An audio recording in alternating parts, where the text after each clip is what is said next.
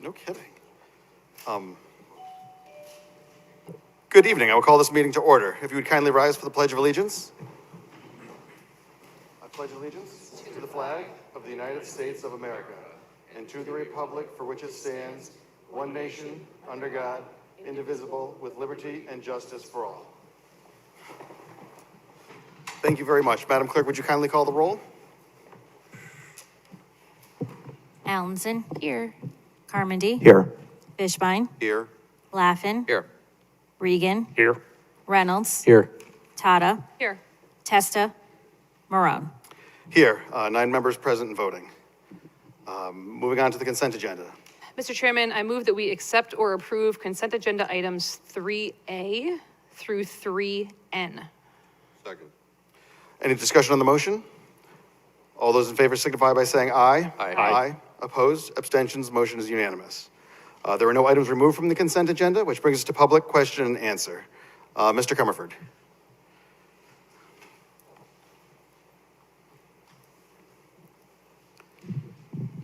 Bill Comerford, Broadview Drive. Before the salt comes out of the egg meter over there, how does that work? Does it, if I have a quick question, does it stop? Yeah, so when you're speaking, the timer should run. If I'm speaking or the mayor or someone else is speaking, then the timer should stop. Great, thank you for the clarity. Certainly. I was here June 23rd, and the mayor stated that some people from the town inspected the courts down throughout the town. Just a couple quick things, because I'm begging you guys to please put it on the next agenda, the post-tension concrete courts. Every single one of you, I'm pleading for it to happen. Hopefully one of you guys will step up to the plate.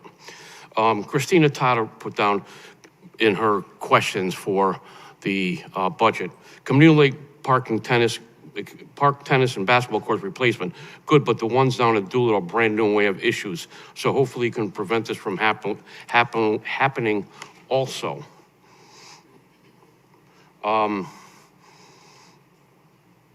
Then, this is from Kenny Michaels. Please see attached photos from the Wall Street basketball courts taken on Wednesday, May 29th. The bubbling of the paint is getting progressively worse on this court to the point of rupture. This needs to be rectified before the retainer is completed. Okay? The next one.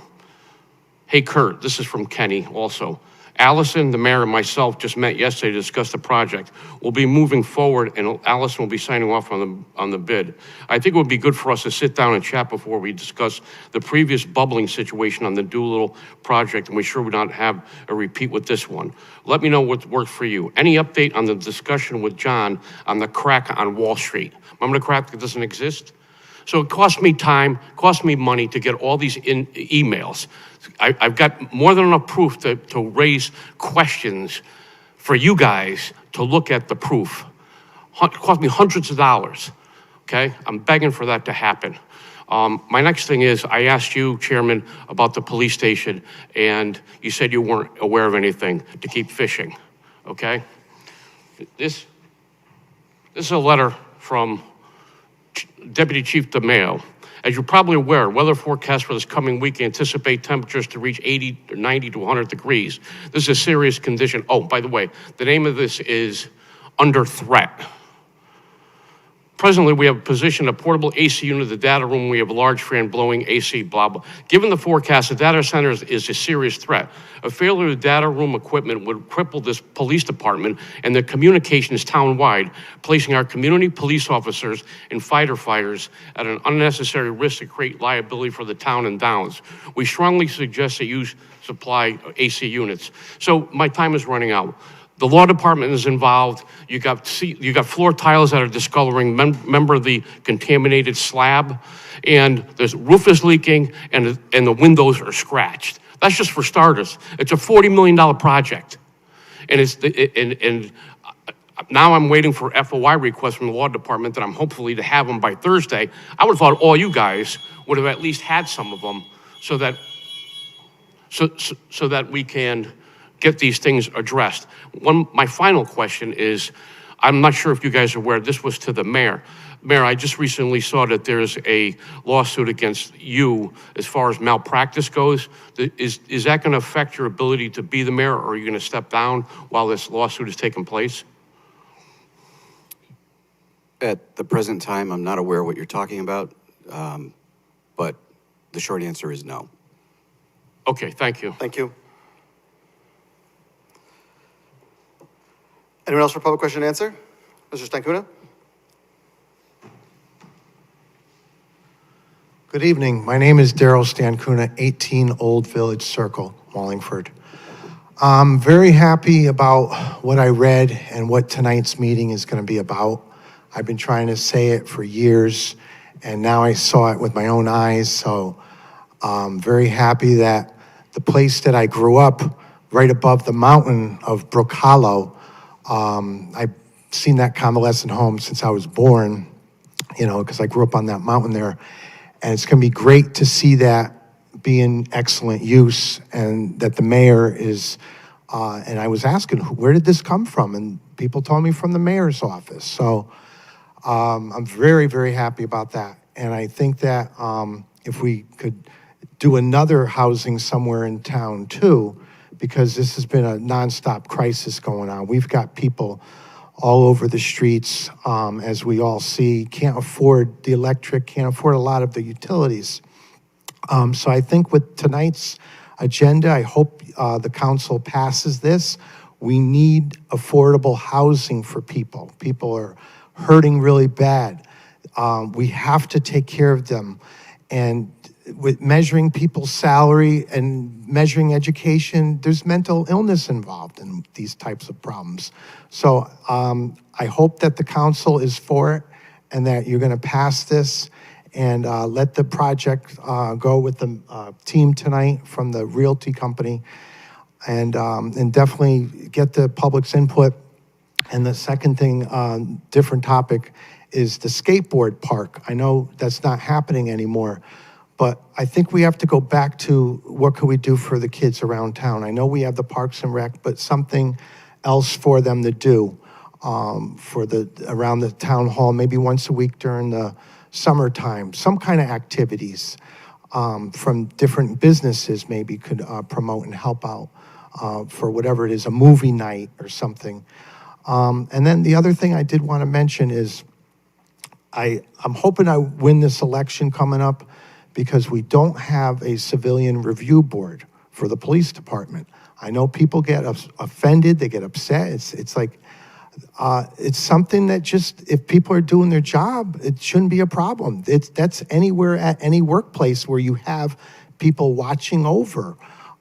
There's nobody watching over our police department ever. We do not have a civilian review board. So what I like to do, I hope I get elected.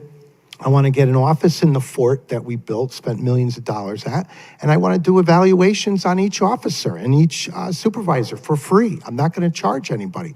I want to do evaluations and bring it to a committee. It's not going to cost anything for Wallingford. So that's what I do want to do for my agenda if I get elected in a couple months. And we need a civilian review board. Thank you. Thank you very much. Anyone else for public comment? Sir?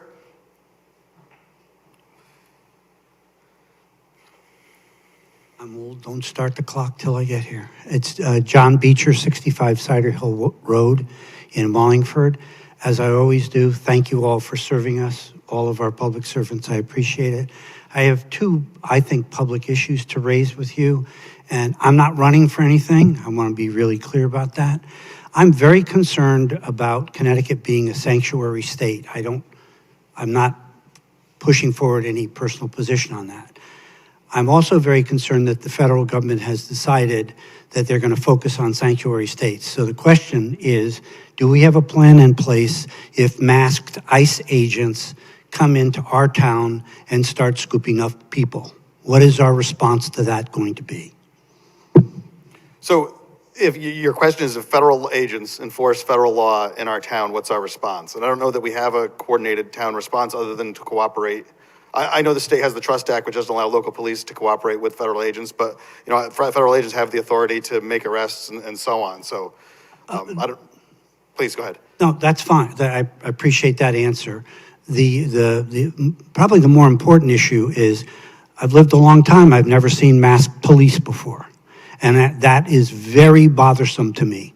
We have cameras on our policemen, I respect the police, but now we have law enforcement agencies coming in masked. Something is wrong that that's occurring.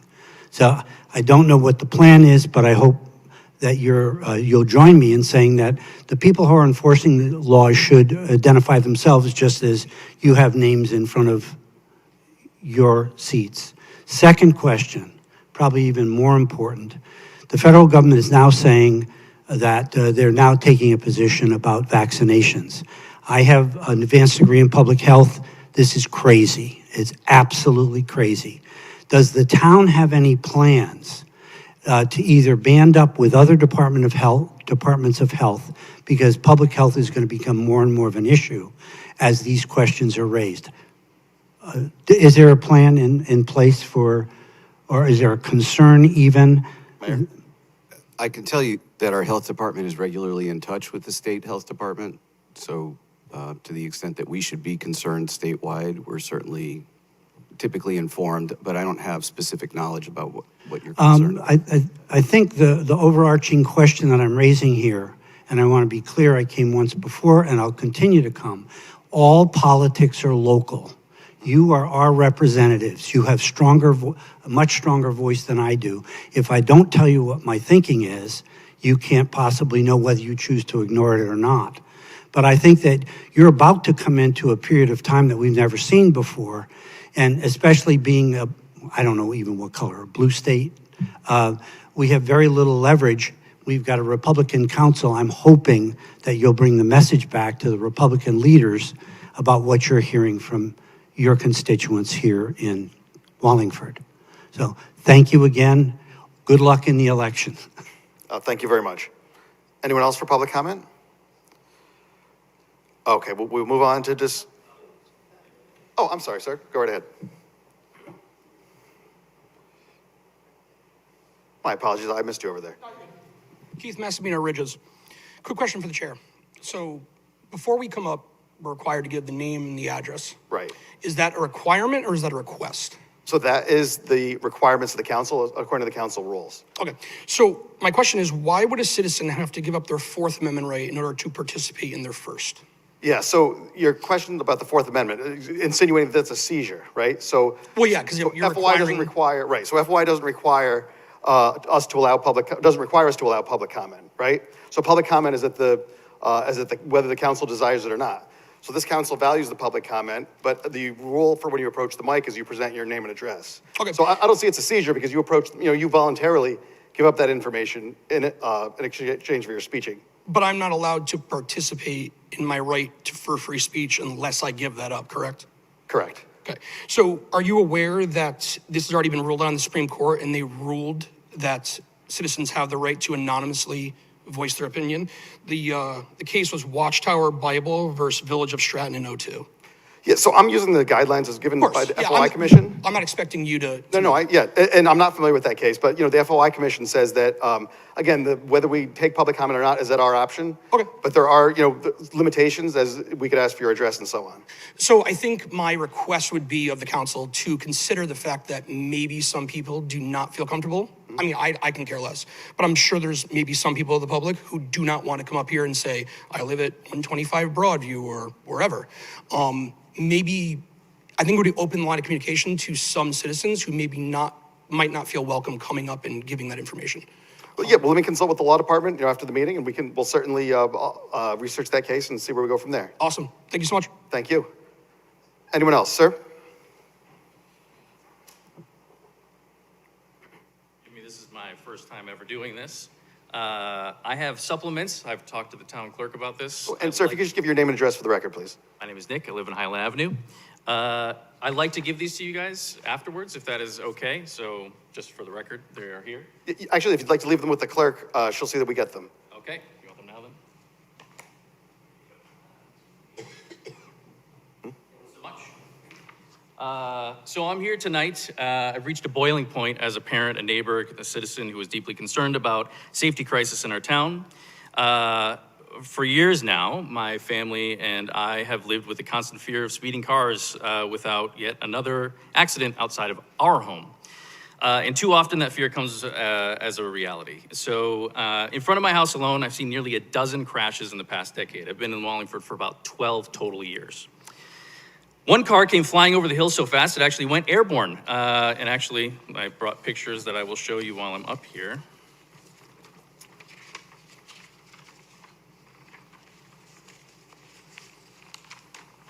This is a car in the middle of the night that is flipped completely upside down in front of my home. And it didn't just spin out. It launched off of my mailbox, tore it off, and swiped a telephone pole right in front of my house, flipped completely upside down before crashing onto the street. So picture that, a 2-ton vehicle flipping through the air, landing feet away from where my family sleep. I might get emotional, I'm sorry. Please don't hold me to that counter. Had that car been angled just a little bit differently, it would have plowed right through my house. It would have killed me, my wife, my 2 kids. We could all be dead right now. And as it hasn't stopped there. My mailbox has been destroyed multiple times outside of my house. My neighbors and I have woken up to fresh tire tracks tearing across our lawns, including one driver who missed smashing into that same telephone pole by inches. These aren't close calls. These are catastrophes waiting to happen. And most recently, which is why I'm here, last month, my car was completely totaled while I was turning into my driveway. I was rear-ended by someone who barreled down Highland, 60 miles per hour-ish, in a 30. My son was in that car. God, here we go again. That crash could have changed everything for me and my family. In fact, it did. I'm going to physical therapy every single day right now. Sorry. And I'm dealing with the after effects of that for God knows how long. I thought it was just bad luck at first, and then I spoke to others in town and realized this isn't bad luck. It's a chronic public safety crisis in Wallingford, and it's getting worse. I would say over the last 5 years, it's really gotten to be pretty intense. One accident in front of my home could be called a chance, nearly a dozen, that's a pattern screaming for a solution. I know a ton of towns are aware of this. I've spoken to the police department many times over the years, and it's essentially been told that it's flashing speeding signs and patrols that are going to be done. And for a long time, I felt that that was adequate, that was true, that was going to be the thing that would save us. But things have changed. Until recently, there was another option that I think is actually going to benefit the town. As you are aware, and many people, and probably the majority of this room will disagree with me, cameras are efficient. Middletown has made nearly $600,000 in the first 30 days of implementing cameras in their busiest part of their city.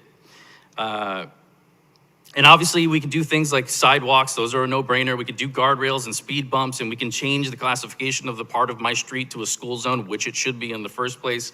But all of these things just aren't really gonna sort of do it. So again, as you know, Middletown has already proven this. They've installed cameras on Washington Street in the very first month. They made $606,000, and speeding has drastically reduced. The crashes have declined. I've driven by in there. It has gotten slower. But that was a cost of $23,000 total dollars. One camera can produce $20,000 a day. That's $7 million per year. I've given you all the facts in these documents to really show what it would cost over a period of 10 years. We're talking at max $100 million every 10 years.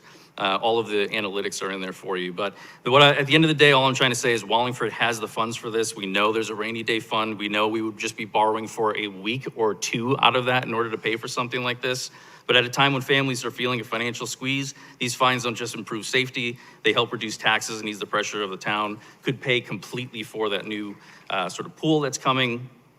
I have more, I'm not gonna make it in this time here, but all I wanna say is that I really think we should think about these cameras. I think they're a really great idea. I realize that they infringe on privacy and all of these other sorts of things, but it really could do a lot for the well-being of all of Wallingford citizens as well as just sort of the city overall. So I'm not gonna hit all of this in 3 minutes, but thank you for your time, and I hope this makes it to the next agenda because I will be here every meeting to bring this up until something happens. And if it's not cameras, fine, but something has to happen. I can't live like this anymore. It sucks.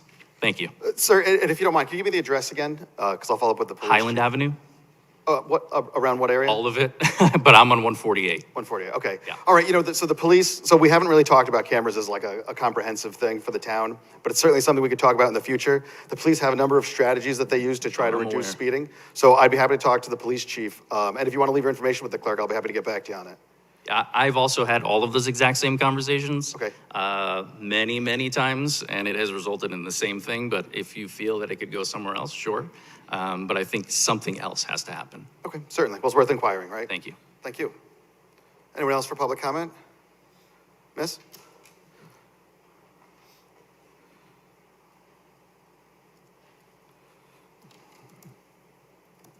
Come with all my things in tow, but Judah Lopez, 49 Academy Street. I just wanted to share, I know you've heard about folks coming and talking about affordable housing, and so I won't take too much of your time, but I just want to share that myself and another community member have been really interested in this conversation from a personal level. And so we have spent the last few months interviewing folks in the community who may not be at the moment ready or willing to come forward to a town council meeting. And we're collecting those stories in preparation for an upcoming workshop at the Wallingford Public Library in mid-October, and where the folks can share stories and we can learn more. But I know that there is some affordable housing coming up on the agenda, and I just want to say that we continue to hear that it's really important.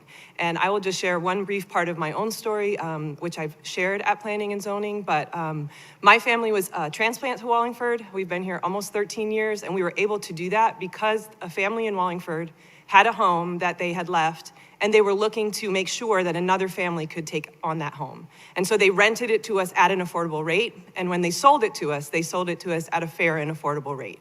They didn't have to do that. They were just individual citizens. And if we rely on individual citizens to do those kind of things, we can make incremental steps. But when we have the opportunity to present housing developments that actually meet the needs of the community, folks, not only, I know our seniors, you've talked about the senior housing, but also college students coming back home, wanting to be back in the community that they grew up in, and also transplants like myself, my husband, families like ours that want to live in a central location in the state of Connecticut we have things to bring and to contribute to the town, but without having opportunities to have a place that even working families can afford to have.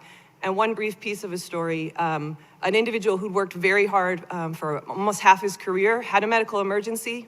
That medical emergency made it impossible for him to continue to work full-time.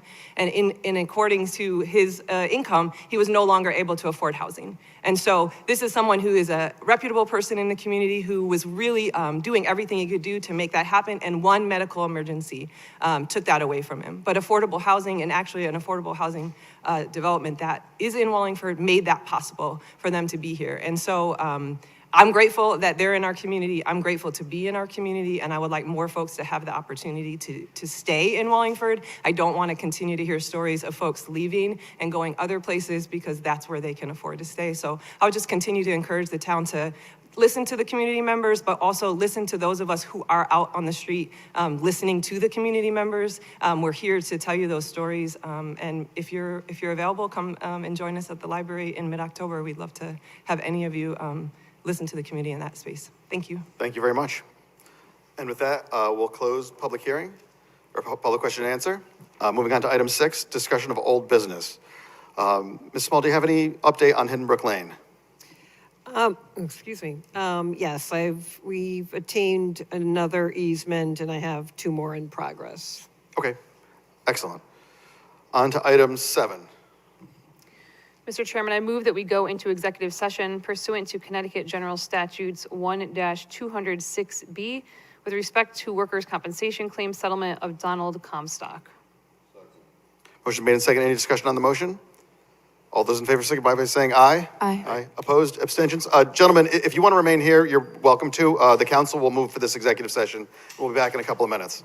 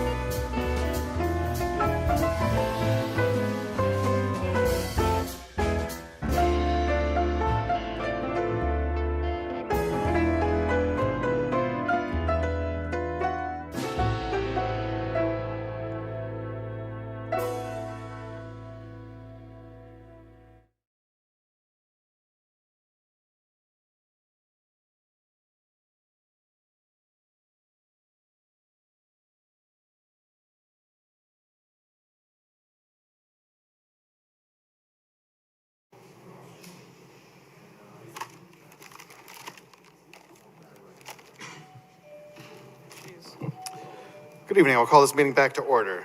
I will accept a motion to come out of executive session. So moved? Any discussion on the motion? All those in favor signify by saying aye. Aye. Aye. Opposed? Abstentions? We are now in public session. Mr. Chairman, I move that we accept the workers' compensation claim settlement of Donald Comstock as discussed in executive session. Second. Any discussion on the motion? Mr. Fishbein? Yeah, I think we have to spend, time looking at these claims more carefully. I do intend to vote no. I think there's a causation issue. Perhaps if the town hadn't accepted liability early on, we'd be in a different place. But those are my comments. So thank you, Mr. Chairman. Thank you, sir. Anyone else? Madam Clerk, would you kindly call the roll? Allenson, Yes. Carmody, Yes. Fishbein, No. Laffin, Yes. Regan, Yes. Reynolds, Yes. Tata, Yes. Testa, Yes. Marone. I vote yes, and the motion passes. Moving on to number 9. Discussion possible action regarding the collective bargaining agreement between the Wallingford Board of Education and the Wallingford Board of Ed Food Service, United Electrical, Radio, and Machine Workers of America. If you'd like to approach, sure.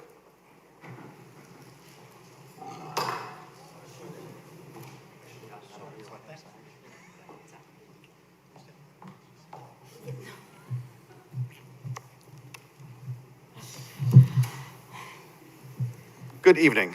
If you would kindly identify yourselves for the record. I'm Dominic Barone, the business manager for the Board of Ed. Good evening, Danielle Belizzi, Superintendent of Schools. Good evening. And what do you have for us this evening? Sure, we have 2 contracts for you to consider. So the first one I have is food services.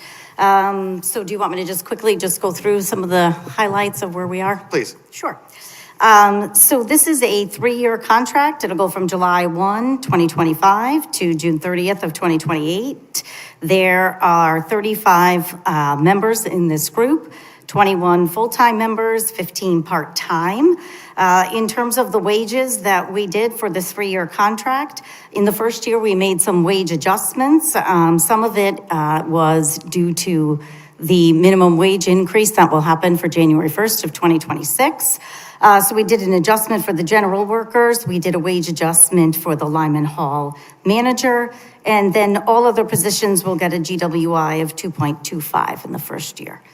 In the second year, they'll get a GWI of 2.5%. And in the third year, it's 2.5% as well. In terms of the insurance, just as a reminder, only insurance is given to the employee. They do not have the option of family plans in this group.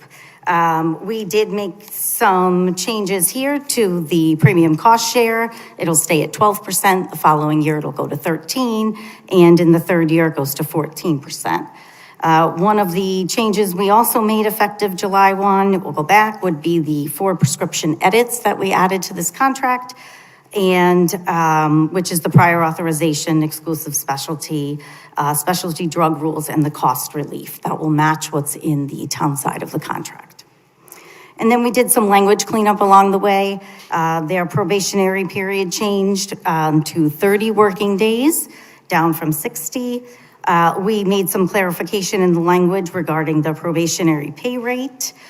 We cleaned up the language in terms of the 10-minute break period on early release days. We added the Connecticut paid sick leave law language to this contract. And we had the employees all agreed to be paid biweekly via direct deposit. And we added a piece to their, I hate to say discipline, but when you're supporting a worker, making sure that there are supports that go along with what you are sharing in terms of recommendations moving forward. All right, thank you. Any questions?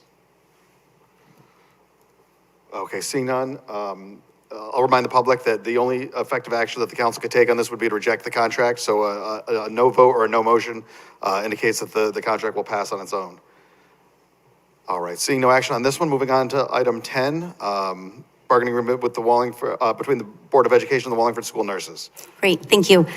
We currently have 13 nurses in the district. This is also a 3-year contract, goes from July 1 of 2025 to June 30th of 28. In terms of the wages here, we made some adjustments in the first year. We eliminated steps 1 and 2, and we added another step later on at the top step. So there will be step movement and a GWI of 1.25% for old step numbers 1 through 11. That step that we added at the top, the GWI is 2.25%. For years 2 and 3, GWI for people at the top step at 2.25%, and step movement and a GWI for those below top step. In terms of the insurance, we changed the annual deductible plan to the $2,500, $5,000. And for them, we also have all 4 of the prescription edits as well. And we did some minor cleanup language here as well. We added the Connecticut paid sick leave law language, and we revised the language for death in a family member. So we expanded that for them. Perfect. Any questions on this item? All right, seeing none, thank you very much. Okay. Thank you. Have a good night. Have a good evening. Moving on to item 11, a presentation by David Corus regarding the Connecticut Municipal Development Authority.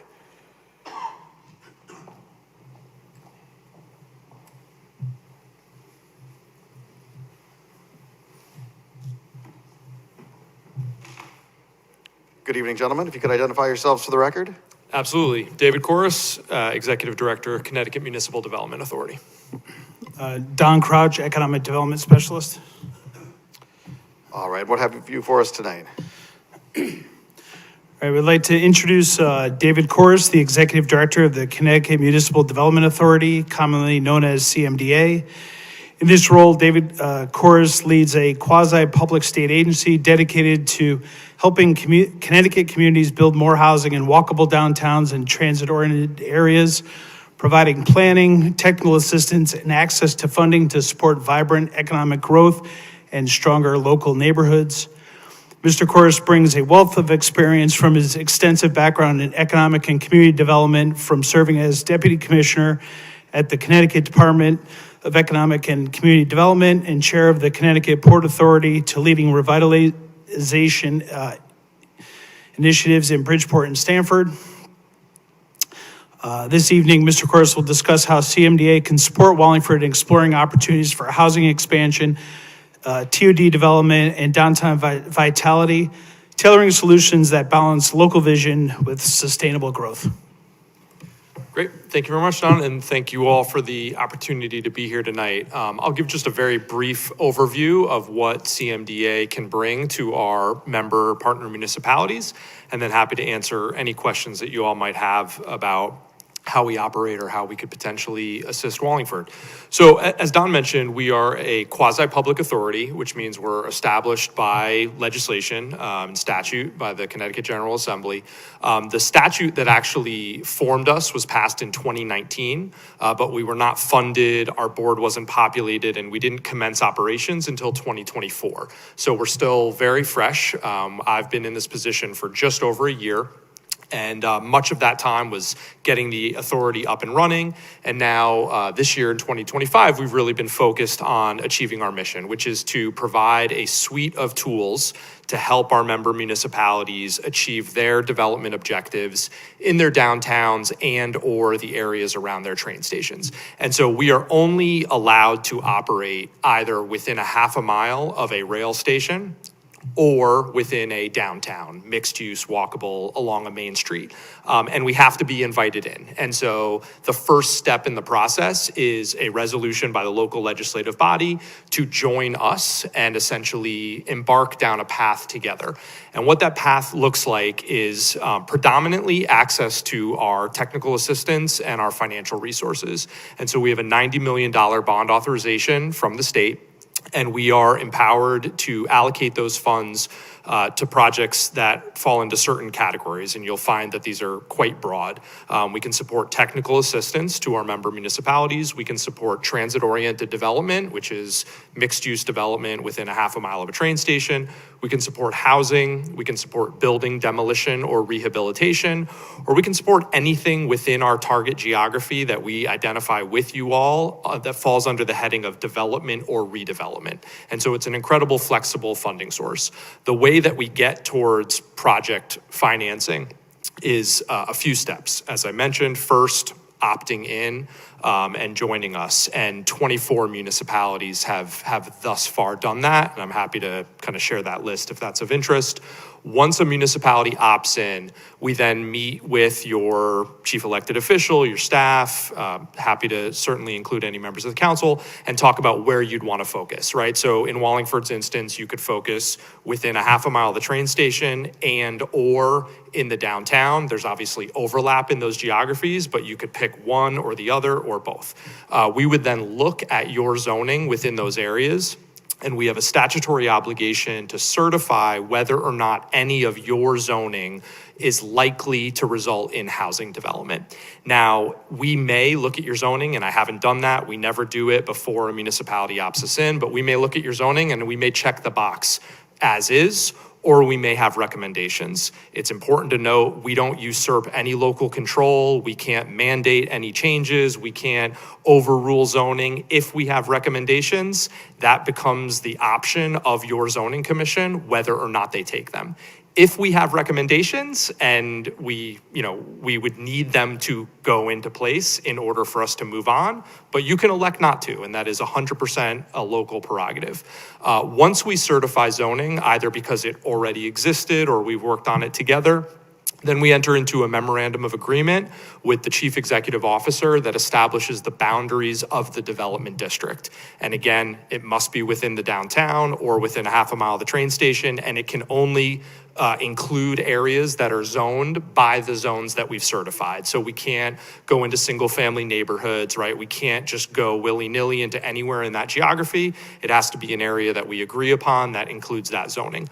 Once the boundaries of the development district are established, we can then entertain funding applications, either directly from the municipality for infrastructure or directly from a developer who owns property therein for financing. Typically, our support to a municipality for infrastructure would be in the form of a grant with a grant agreement. Typically, our support to a developer would be a low interest loan. As I said, 24 municipalities have opted in so far. We are just in the process of certifying the first few zones, and our intent is to get the first development districts established at our September meeting. And so we hope to be identifying projects for funding later this year. But we're in our early stages and happy to answer any questions that you have about anything that I discussed or anything else. Thank you very much. Starting with Councilor Fishbein. Thank you. Good evening. Hey. You said 24 towns have opted in. Is this arrangement available to all towns in Connecticut? So, follow me down this path. So technically, as of today, 162 of the 169 are able to reach out to us, all that are not covered by the Capital Region Development Authority. As of October 1st, that will change, and every municipality except for Hartford and East Hartford will be able to. So 167, but they have to have an existing or a planned rail or bus rapid transit station or a downtown. So given that, I can't tell you the exact number that would be eligible, but it's probably more like 100 or so than the full 167. Okay, so I went on your website. Yes. And there's a list, and it says these communities are ineligible to join CMDA because they are within the geography of the Capital Regional Development Authority. And there are approximately 8. Well, and it's difficult to print out your website. Sure. But I got Clinton, Norwalk, Plainville, Bristol. Okay, No. So what is that list? Yeah, so that is the list of communities that are either members or have called a public hearing. The 8 that are ineligible are Hartford and the contiguous 7. Okay, so presently, those cannot be part of this, and why is the rules changing here? Yeah, so when the statute was originally written, it made a distinction between the 8 municipalities in and around Hartford that had access to the Capital Region Development Authority. And so this new tool, the Connecticut Municipal Development Authority, was available to the other municipalities. Some of those requested that they wanted to work with us as well. And so as of October 1st, a statutory change goes into effect that enables Wethersfield, Newington, West Hartford, Bloomfield, Windsor, and South Windsor to work with us as well. Okay. Yeah. If a project is identified in our town, and we're a member, Yeah. and we apply for help, Yeah. which, usually is money, and you reject, are you subject to FOI, the Freedom of Information Act?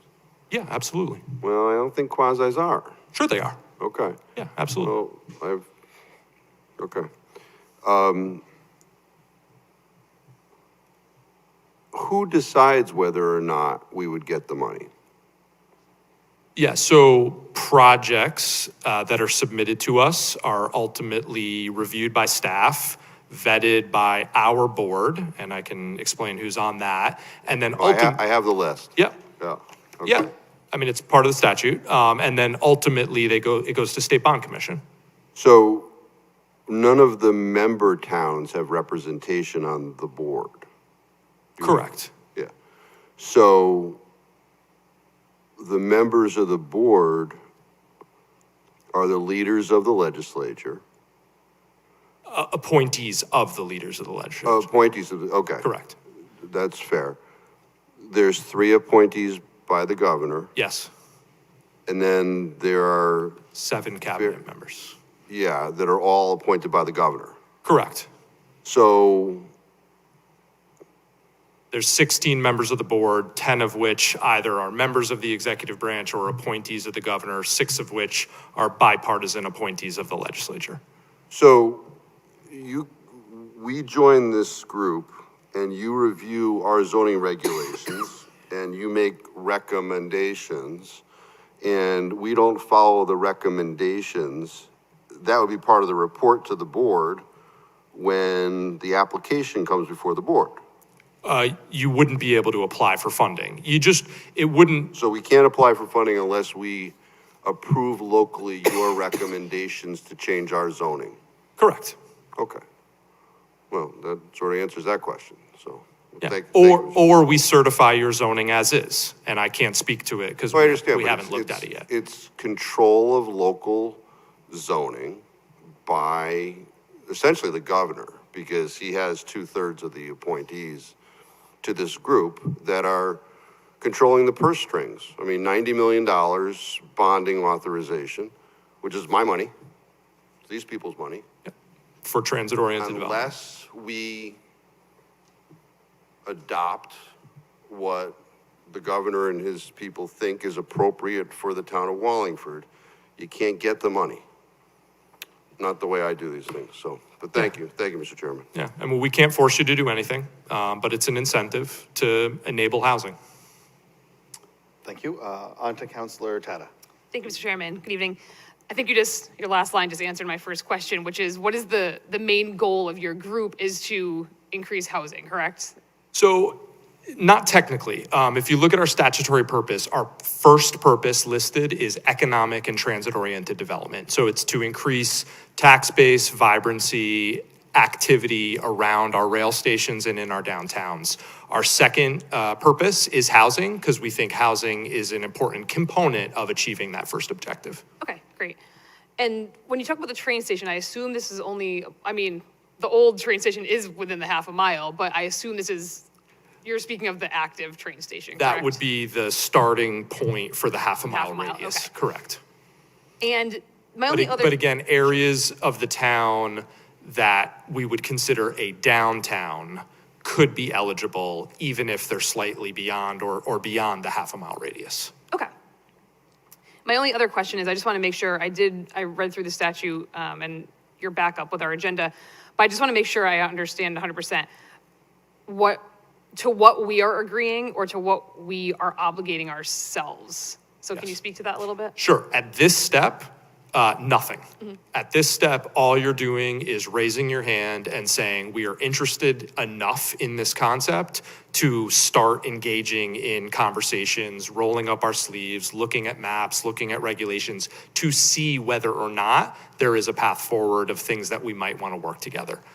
That's the totality of this step. Okay, and then once let's say we do agree to join, one of the items says that once a town or city joins CMDA, their statutory obligation is to certify that the zoning in their downtown or station area is likely to substantially increase the production of new dwelling units necessary to meet housing demand within the region.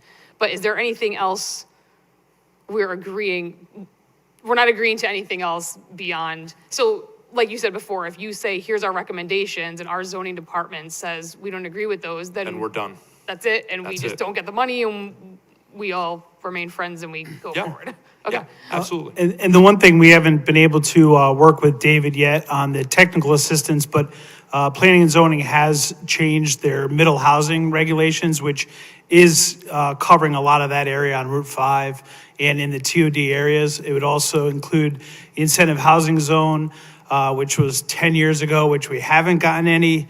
It was a very small area, so this would open up development on Route 5 and in the downtown. So the town planner and myself feel we feel comfortable in a lot of the middle housing regulations that were passed that are probably going to help us qualify those areas. Okay, thank you.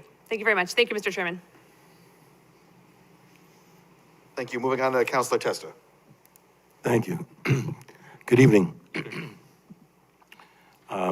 First of all, I want to compliment you on the way you are explaining things. Thank you. It's rare that it's concise and clear and to the point and appreciated. My understanding of this is that there is a certain block of money. From this little article I pulled up, it says $60 million. So that's just a certain amount of money that was set aside and granted to your authority to distribute based on a set of principles and parameters that you're monitoring and administering, correct? Yes. So if a town says, we want to do something, you're going to say, well, you know, it has to fit these parameters to get this money. But there was an implication made earlier that if we don't agree with what the governor and his people want us to do, we can't get any state money. Correct. Yeah, I mean, come on. This is all right, I'll stop. Anyway, so this is a certain amount of money regarding this idea. Correct. And our EDC has been working on this for a long time. So I think the idea is promising because we've been talking about how can we revitalize that part of town. And one of, obviously, a big point of problem is always money, okay? So our planning and zoning has been developing regulations, incentives, programs to try to entice developers to do things in that area that we need. Common sense does say that if you want to develop a transit area, you need places for people to live. That's the whole idea. And then build out the commercial footprint, if you will, to set up like a mini community in that area. So I think the principles of this is very nice. I'm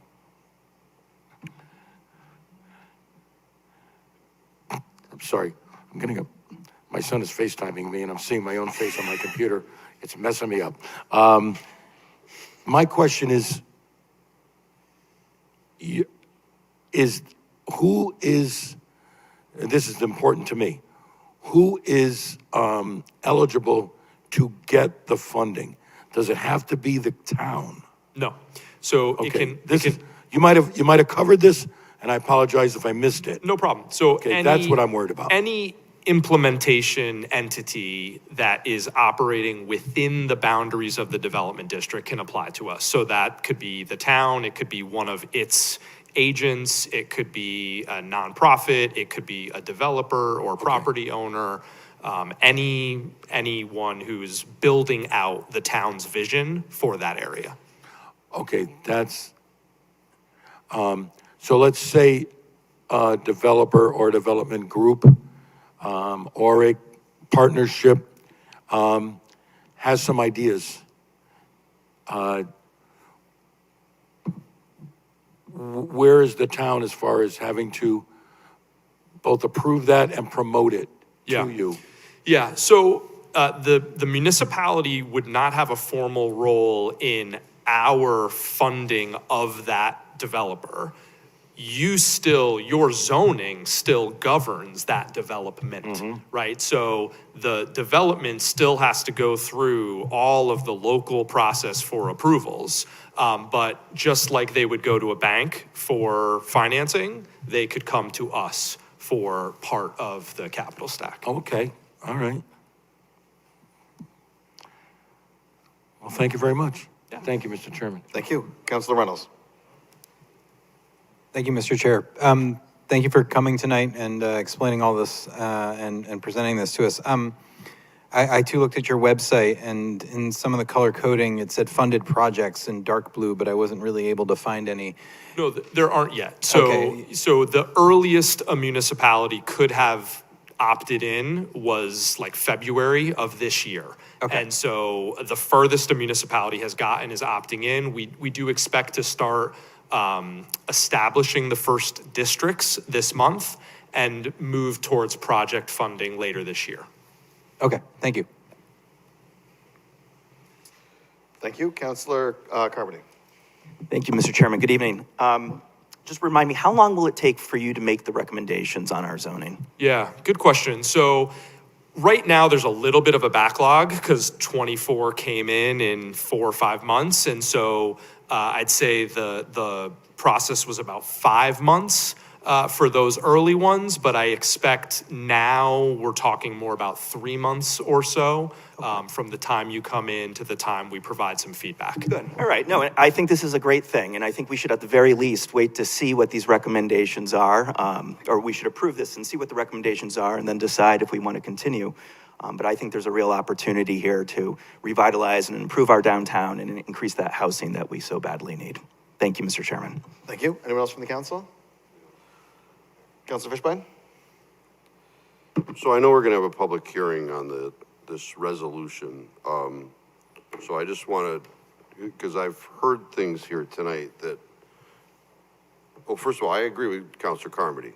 I think we should know about our zoning regulations and whether or not they fit what the governor's vision is here. But I think that would be the appropriate way to do this, because the resolution that's before us doesn't give us an opportunity to do anything afterwards. It totally gives to the mayor's office the ability to do all of this stuff.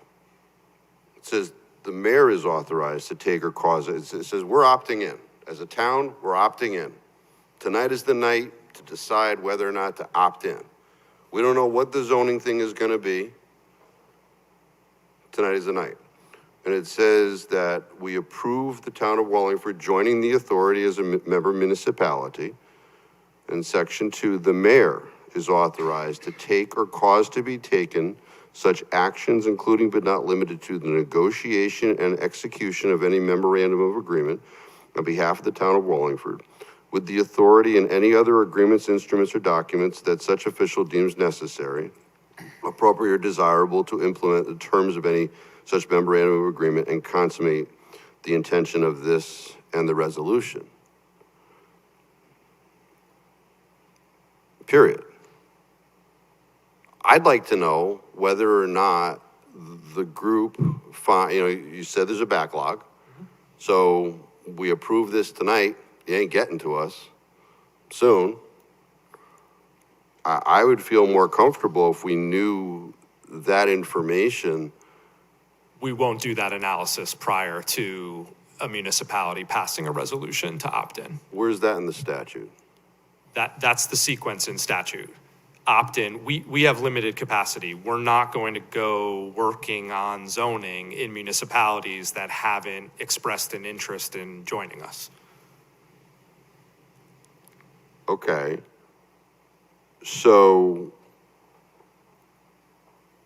the language or the representation that if we don't meet your requirements, we can get out, that's not in the resolution. Well, there is no out. The mayor would not be able to enter into an MOA with us governing, establishing a development district unless the zoning has been certified. And if we were to have recommendations on the zoning, it would go before your zoning commission. So there is there's nothing to opt out of. It's just you don't move forward. It's opting out of the group. We're opting in, right? So we sign off on this resolution today. Yes. For the rest of the universe, Wallingford is part of this group. That is the legal effect, right? That is true, that you are a member. There is no opt-out, and there is no representation in this contract that we have the ability to opt out, right? But opt out of what? So the state statute could change, right? Because you're being guided by state statute. Correct. So the state statute changes next year, and it says that all member municipalities that opted into this program have to change their zoning. What control do we have over that happening? We don't. As a legislative body, we have no control at all. We are selling the town to the state. And I am not comfortable with that.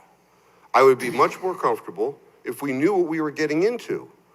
It just seems like a shell game.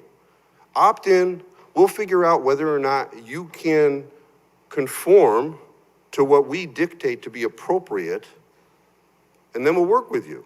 I don't think they're dictating to the town what we have to do. So this is just the first step of starting a conversation. It's like dating.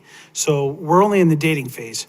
But what we need to do is work together, work on the parcel list, planning and zoning will still have to approve it, and then you would enter into agreement. So the state's not coming down and saying, hey, you have to do this. If we don't get that list and say planning and zoning doesn't approve it, we never get to that next phase, then we're just stuck in limbo. We're like are we dating? Or are we not dating? The analogy about dating is not accurate, though. The date would be, the courtship is getting to know each other and know. That's what we're getting to do now with the technical assistance. We're opting in. We are not dating. We're opting in. We are marrying. No, we're not marrying. Okay, well, then show me where it says that. Well, It does. We're not signing an agreement. This is just to have a conversation. Right now, we can't get any technical assistance before we even get to the point of having a contract. We won't have any agreement governing our relationship. That's not what opting in is. Opting in is raising your hand and saying, we care enough about having this conversation so that we know we can start dedicating some time and energy to working with you all. Nothing stops. Do you have sample zoning regs that you find to be acceptable? So we don't have a template because it's not a one-size-fits-all solution. We're not coming in with a set of requirements that every member municipality has to abide by. We take a nuanced look at your local conditions, your local goals, your plan of conservation and development, and make a determination whether or not your zoning is designed to effectively achieve those objectives. And so our recommendations in every place are different. They could be a tweak here, a tweak there, and it's based on our professional experience of what it takes to attract the type of investment that the community has demonstrated that they want to see. So no, we don't have a template because that would be forcing on member communities a set solution that we have in mind and is not tailored to their local conditions. I know how the state operates, okay? I mean, I don't know if you know, I'm a state representative, and they are incremental, okay? And I don't see, I mean, this is certainly this body's last chance to opine on this. Signs the resolution, we cede all power to the mayor, which I mean, I trust the mayor. I don't trust the legislature and what they may do to change the existing statute, which just came to be recently. It was in the last 5 years, right? It's a brand new thing. You haven't even got off the ground. And what I see is that they use vehicles like this group to control certain things. I can't speak to future I actions know, of the General Assembly. I can't either, and that's the concern. So I sit up here as a member of the legislative body with the ask to totally cede my voice on this issue to the executive branch and to planning and zoning, who may or may not agree with the grandiose ideas of the group. And I think the appropriate way to go about this, and, hey, I'll put in a change in Hartford to change the statute to allow, what I'm thinking. I think you should be able to look at, make suggestions, and then say, do you want to marry? Yeah, we're just not going to do that. Like we have understand. limited capacity and energy, and 24 municipalities have raised their hands. So that's where we're going to put our time and energy to the folks who raise their hand. In the evolution of your group, you may have a town that's similarly situated. Southington's similar in size, doesn't have a train station, like we do, but may be able to take a town that you've worked with and what you've done, and we use staff, to look at that and work together on, well, these are the things that we may be interested in changing, so that you're working on both sides. So I just don't see what's before us to be appropriate. So thank you, Mr. Chairman. Thank you. On to Councilor Laffin. Thank you. I think it's a good opportunity to have discussions, have an agency working with us on maximizing the opportunities, not just for the town, but for the developers and the residents that are currently fall within this range. For years, all the years that I've been on this council with most of you, we have struggled and kicked around and tried to figure out the best way to keep moving the ball down the field. The actions, as stated, are not required. I think saying this up, we're selling the town to the state is a gross exaggeration. Could the law change that mandates?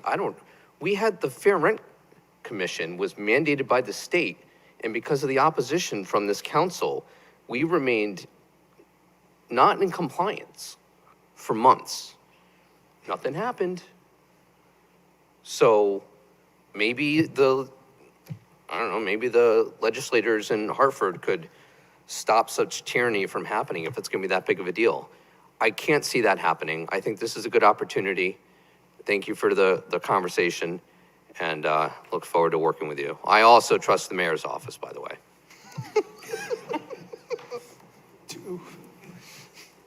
Thank you very much. On to Councilor Tata. I also would like to note I trust the mayor's office.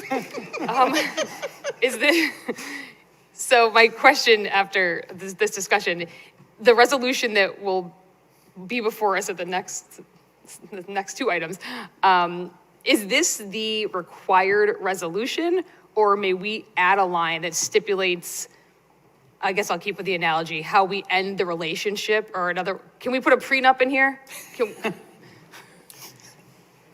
Yeah, you can modify it. Okay.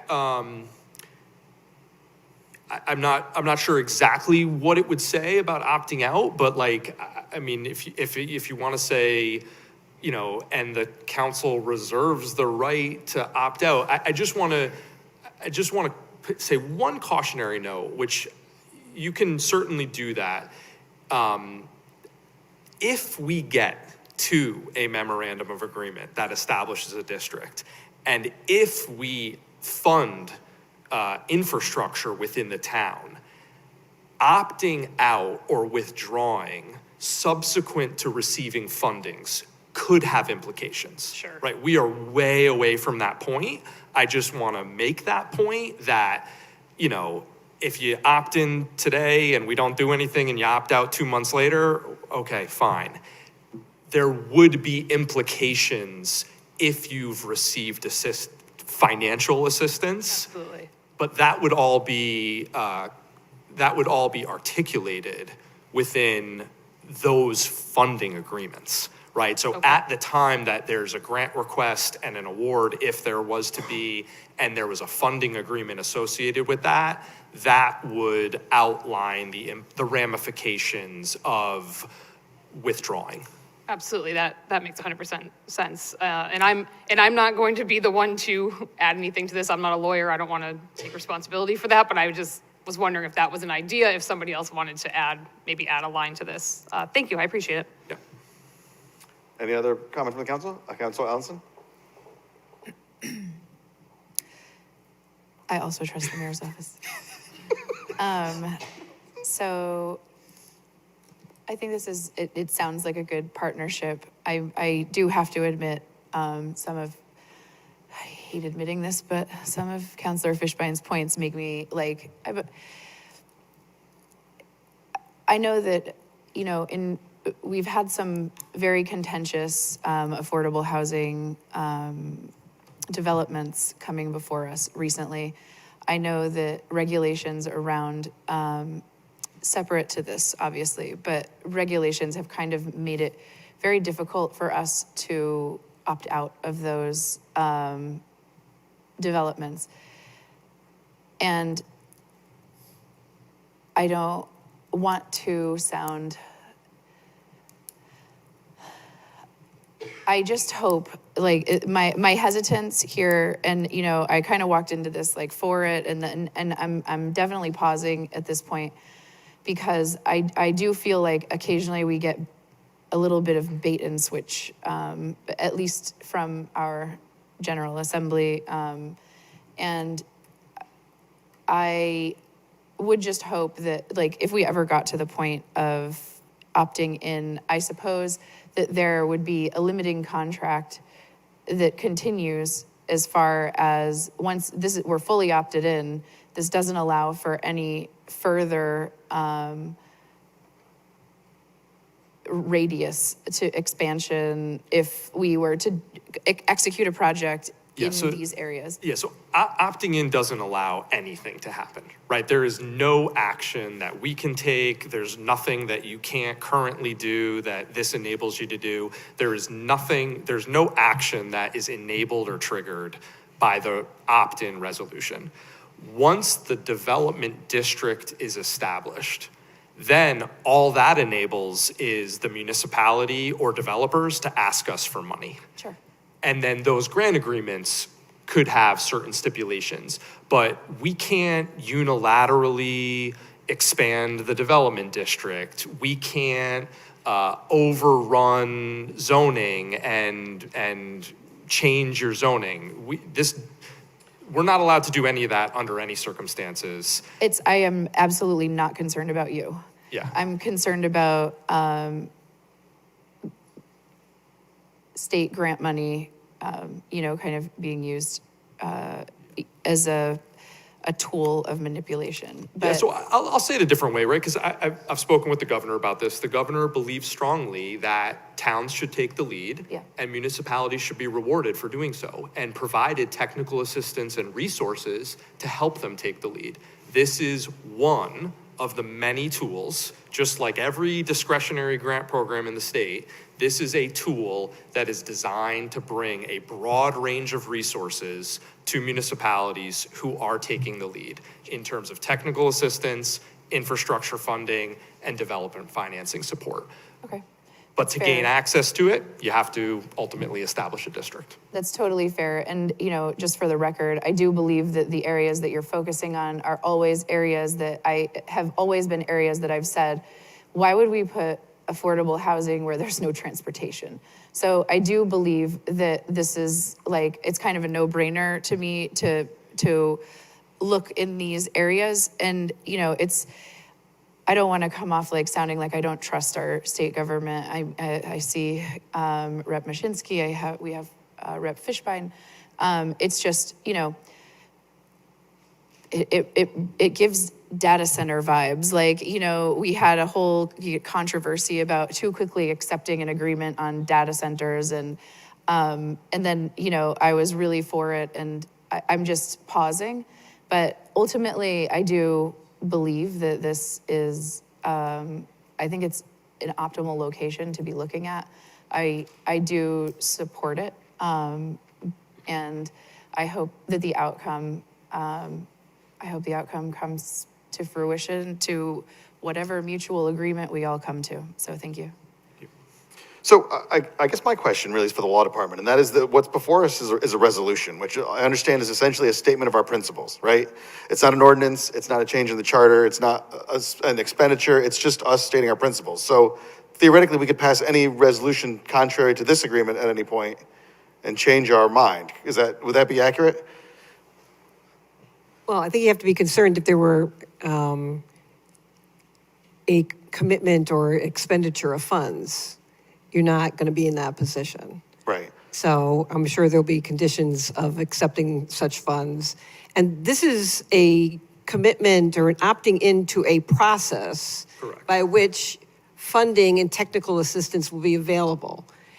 It shows a seriousness on the part of the town to want to participate in making these areas of the town better under that.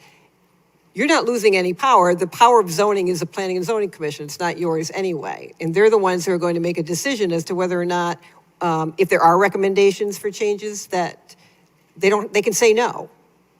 And I assume unless there was some other opportunity, we're kind of done. They have limited funds, at least at this point in time. Over 100 towns can want this money. They want to know who's committed to going through this process, and perhaps, not guaranteed, perhaps there becomes an opportunity for either the town or a developer to fund a project in the town. That's what you're committing into at this point in time. But certainly, I mean, I would assume even in the providing technical assistance, there's a cost to that. So we're either in on seeing this through with the understanding that the Planning and Zoning Commission could say, yeah, that's just not something we're willing to do. And it ends. So I think that's really what, I mean, it's different. This is an unusual process. It's an unusual thing. But once this money is starting to be spent, you know, they don't want to be giving you technical assistance and then say, oh, never mind, we're really not interested at all, when there's other towns who are more committed to doing so. So I think that's really what we're talking about doing here. Understood. Thank you. Other questions from the council? Councilor Fishbein? Thank you. So, you know, not to keep beating this, we as a body would be losing power because we're giving it to the mayor. And I'm glad I'm reminded about the data centers, because, you know, the data center language in Hartford originally did not give any power to local legislative bodies. And I was one of the people who said, no, I am not signing off on that unless, you know, I'm a member of the town council, I want to be involved locally, unless the town council of our legislative bodies of the towns have the power. And we were the ones at the table on those data. So we were the ones negotiating. We didn't say, no, Mayor, you know, you got it, you can do it. We did it. And we did, I think, what was best for our town because we had that power. Through this resolution, we're totally giving up that power. I am going to propose, you know, there's two concepts here. There's our power, and it's this representation that if planning and zoning rejects, that you're out, because that's not in the resolution. And the way the resolution lies is once we opt in, you are in forever. I never said you're out if they don't take the zoning. You just don't proceed to the next step. But nonetheless, 50 years from now, we will still be, we would have still opted in. because this document still exists. To the process. Yes. Even though we were found to be unaccepted by planning and zoning, they didn't want to be part of this. I mean, there's no financial commitment to the town. This isn't costing us anything to raise our hand. Oh, it could cost us a lot, but that's something in the future. You are opting into something that the other group finds are not assenting to their recommendations to be unacceptable. There's no way to break the representation that we've opted in. So there's two things that I would suggest here. Well, actually, Councilor Brand, if you hang on to those, because this item is just discussion. Oh, okay. And we have another item to address. You are totally correct. Yep, thank you. All right, Mayor, thank you. Thank you, Mr. Chairman. So as the administration views the charter in our financial procedures, if there was a grant award and appropriation, that would come back before the council. So this is not going to be a runaway train by any stretch of the imagination, and irrespective of the vote of confidence in the office from the council. Thank you. Yeah, Mayor, if I could piggyback on that, the action that would be taken by the mayor if we got to that is the MOA that sets the boundaries of the development district. And those boundaries cannot be beyond a half a mile of the train station, can't be outside the downtown. So it doesn't, as the mayor said, it doesn't govern any potential future agreements related to infrastructure or funding or any other subsequent actions. It's just the enabling of the geographic scope within which you could then ask for money. Thank you. Councilor Tata. So I have a question about that. Does your group require that decision be made by the mayor? Or could the council have that decision making? So the statute says that the MOA is with the chief executive officer. Okay. Whether or not the council is involved in that process, that's local prerogative. I don't care how you go about doing that, but the opt-in resolution is by the local legislative body. The MOA is with the chief executive officer. How that comes about is what's definitely up to you. Okay. And I'm not concerned about this mayor, but we never know, maybe 38 years from now when he retires, we don't know who the mayor would be, so then we might have a different situation. I hope I'll be retired by then too. Thank you. Anyone else from the council? Okay, moving on. No one wants to talk about the mayor's office. How much do they trust the mayor anymore? So we'll move on to the next item, which is a public hearing to consider an act on the town of Wallingford joining the Connecticut Municipal Development Authority. So the public hearing is open. Does anyone from the public care to comment on this? Sir. John Beecher, 65 Cider Hill Road. This is what I'm hearing is that the municipal authority has expertise this town does not have, and that we've been asked, do we want to participate in it? And that seems like a no-brainer to me. I don't think we're giving up a thing. I'm glad I'm not a lawyer. You don't need a lawyer for everything. The question I have is, I've received state grants in the past. And once you take the grant, we gave them a 20-year run. That's when you want to have a lawyer. For 20 years, we couldn't do anything to that property without approval of the authority that gave us a grant. What, if anything, is the parallel here? What I'm hearing is if a developer takes the money and it's approved, they have to pay it back at some interest rate.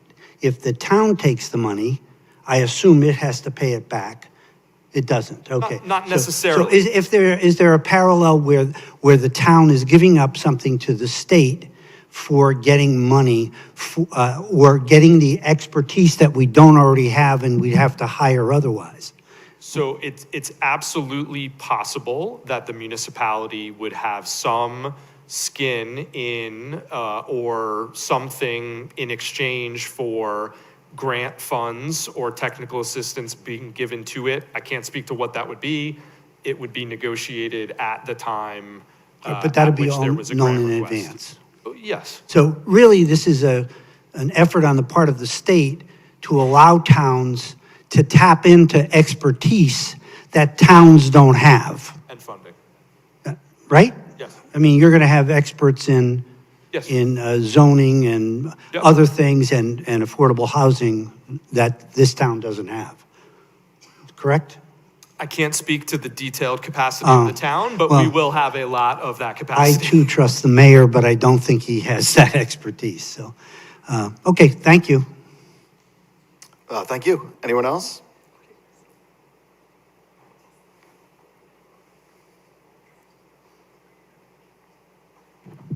Good evening, everyone. My name is Austin McEnany. I live at 16 Sunrise Circle. I'm with the EDC as well. I'm just going to tell you my personal opinion on this, though, not necessarily representative of the commission. Mr. Fishbein, you know, first and foremost, I appreciate your dedication to the town, you know, looking out for it. You obviously have had a lot more experiences. It's pretty evident, you know, you've had the bait and switch before, which I can totally appreciate.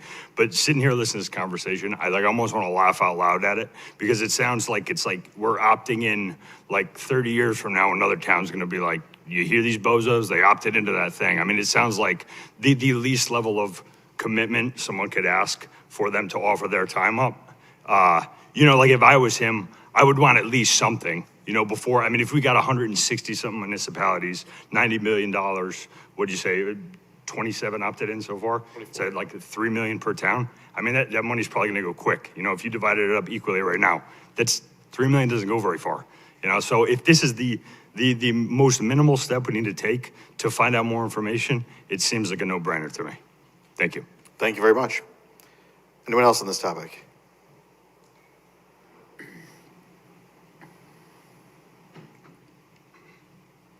Yeah, Jim Seichter, 163 Grebe Road. I think most of you, first of all, I trust the mayor. And also the council. I think most of you know I'm the chairperson of the Planning and Zoning Commission. However, I'm not representing the Planning and Zoning Commission. I'm not representing had any discussions of this with any members of the Planning and Zoning Commission, nor with our town planner. So candidly, this is the first time that I've heard of this. But listening to what's been discussed here, to me, I look at it, it's an opportunity to have someone look under the hood, look at what our zoning happens to be within this half mile of our train station. I think we all know we've had our incentive housing zone on the books for, I don't know, 10, 11, 12 years, and we've had really no one taking advantage of that. We have a development that's going in the transit-oriented district, or in our incentive housing district, but unfortunately, they didn't take advantage of our affordable housing regulations. So in my mind, I think Attorney Small had probably summed up what at least I view the process to be and what the benefits could be and some of the opportunities for us to at least have someone look at our zoning regulations to, perhaps make some recommendations to it. It doesn't seem that we are obligated to comply or to approve or accept rather what the recommendations may be. But if we do, there's certainly the opportunity for some funding, whether it be perhaps for the town for infrastructure or something. But I think more importantly for developers to hopefully get our downtown and especially around our train station to get that rejuvenated. I understand, Attorney Fishbein, your concerns. I appreciate that. But from my perspective, at this point in time, I don't have any real concern as a citizen of this town that we've been in jeopardy of having the state dictate to us as far as what we should do as far as zoning. So, thank you. Thank you very much. Anyone else? Sir, please. Hi, my name is Larry Kellogg. I live on Stetson Street over on the Yalesville section, and I'll be speaking about that a little bit later too. One question that I haven't heard from anybody is, you talk about funding. You're talking about taxpayer money. You're not talking this entity out there that nobody that just pops up. We don't have a money tree up in Hartford. $90 million was granted to you in 2019. 6 years later, we're just now, whether opting in or opting out, opting in to me, just from a logical standpoint, means you have an opportunity to not take that. So we're talking taxpayer funds that is allocated by the legislature, and it comes out of our pockets. So when you talk about funding and grants, you're talking taxpayer funds. Now, those grants are funded every year. Is it $90 million every year you get? Question. Is it $90 million a year you're getting? Well, I will answer. Are you done? Okay, go ahead. Yeah, so first, it's not accurate that we were awarded funds 6 years ago. The statute that established us, as I said, was passed in 19. We were funded in 2023, and so there was a $30 million authorization in fiscal 24, $30 million in fiscal 25, $30 million in fiscal 27. And so that's $90 million over the course of 4 fiscal years, which we are in the middle of now. And how much money is spent by your agency, not given to people? How much money is actually spent for administrative cost out of that $90 million? Yeah, so it doesn't come out of the 90 million. We have a separate capital bond fund and we have operating funds. Again, that's taxpayer money. Yeah, correct? Of course. Okay. Last year, our operating support, I think our operating expenditures last year were about 550,000. For 14 people? 15? You can go to our meetings where we talk about our budget and it's detailed. Well, I'm asking a question. You don't know the answer to it? No, How much money is spent by each individual? How much money is actually given to each individual on your commission? Anything? I don't understand the question. How much is your administrative cost per year? I said last year, 550,000. Okay, thank you. Anyone else from the public? All right, seeing no one else, I will close the public hearing. Moving on to number 13. Can we start with the motion? Mr. Chairman, I move that we approve a resolution, I move that we approve a resolution regarding joining the Connecticut Municipal Development Authority as a member municipality. Second. Okay, discussion on the motion. Councilor Fishbein. I would propose 2 additions. The first, and I've got all these crossouts and stuff, and I'll do them separately. The would be section 4. The Wallingford Town Council shall be required to approve all agreements related to the CMDA and retains the right to opt out of this relationship. That would be the first. So moved. Can I accept that as an amendment to the motion, Mr. Chairman? Accept it as a friendly amendment? Well, I actually think we should vote on that because I think these are going to be somewhat controversial. So, Okay, so I'll second. okay. So the motion's, okay, so do you want to take these one at a time? Yes, please. Okay, so all right, so the amendment has been made and seconded. Discussion on the amendment.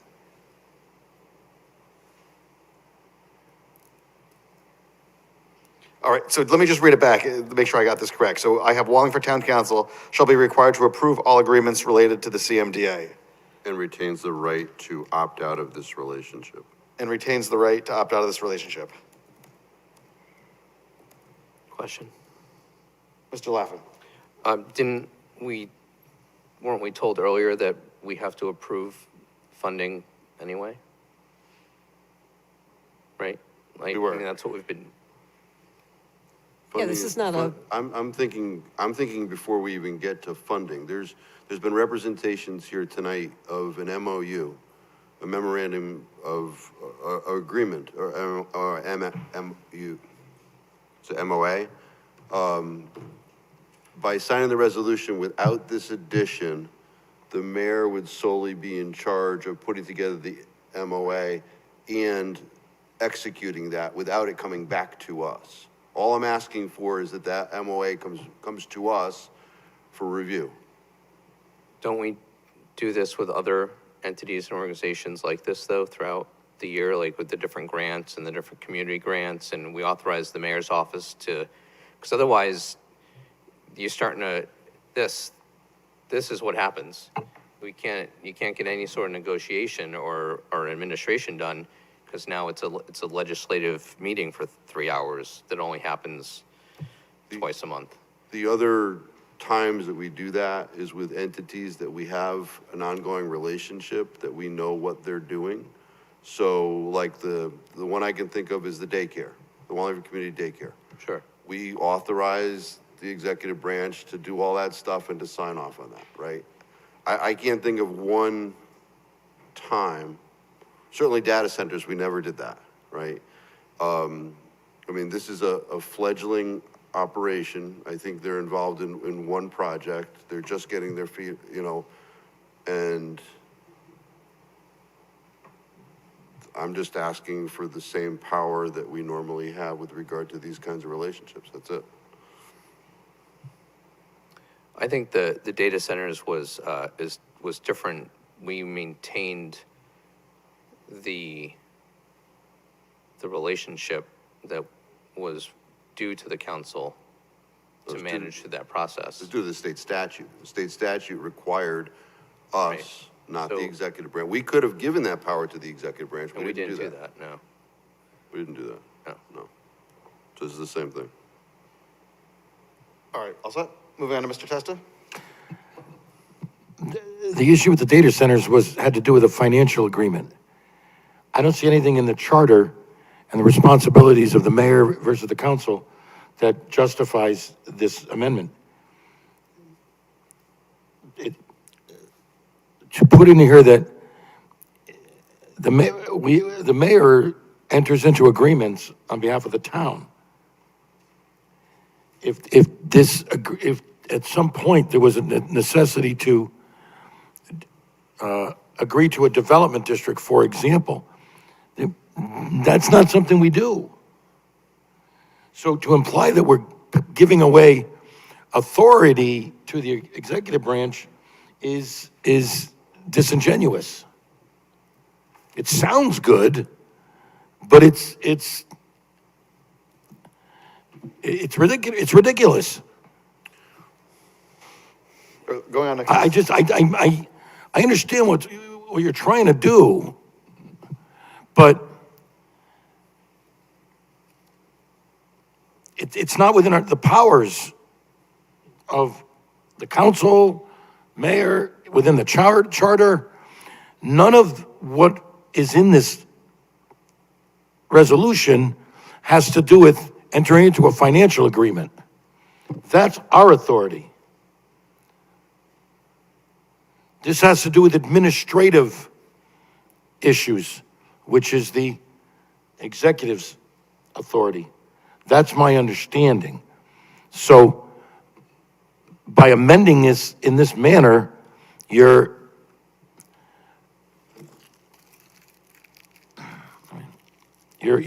asking for something that we don't have the authority to do in the first place. And it's not necessary, because we're not acceding any authority that we normally have by charter. And if anything I said was incorrect, I would ask the town attorney to correct me. Thank you. Move back to Councilor Teta. Thank you, Mr. Chairman. In the spirit of trying to get this, or keep this moving, if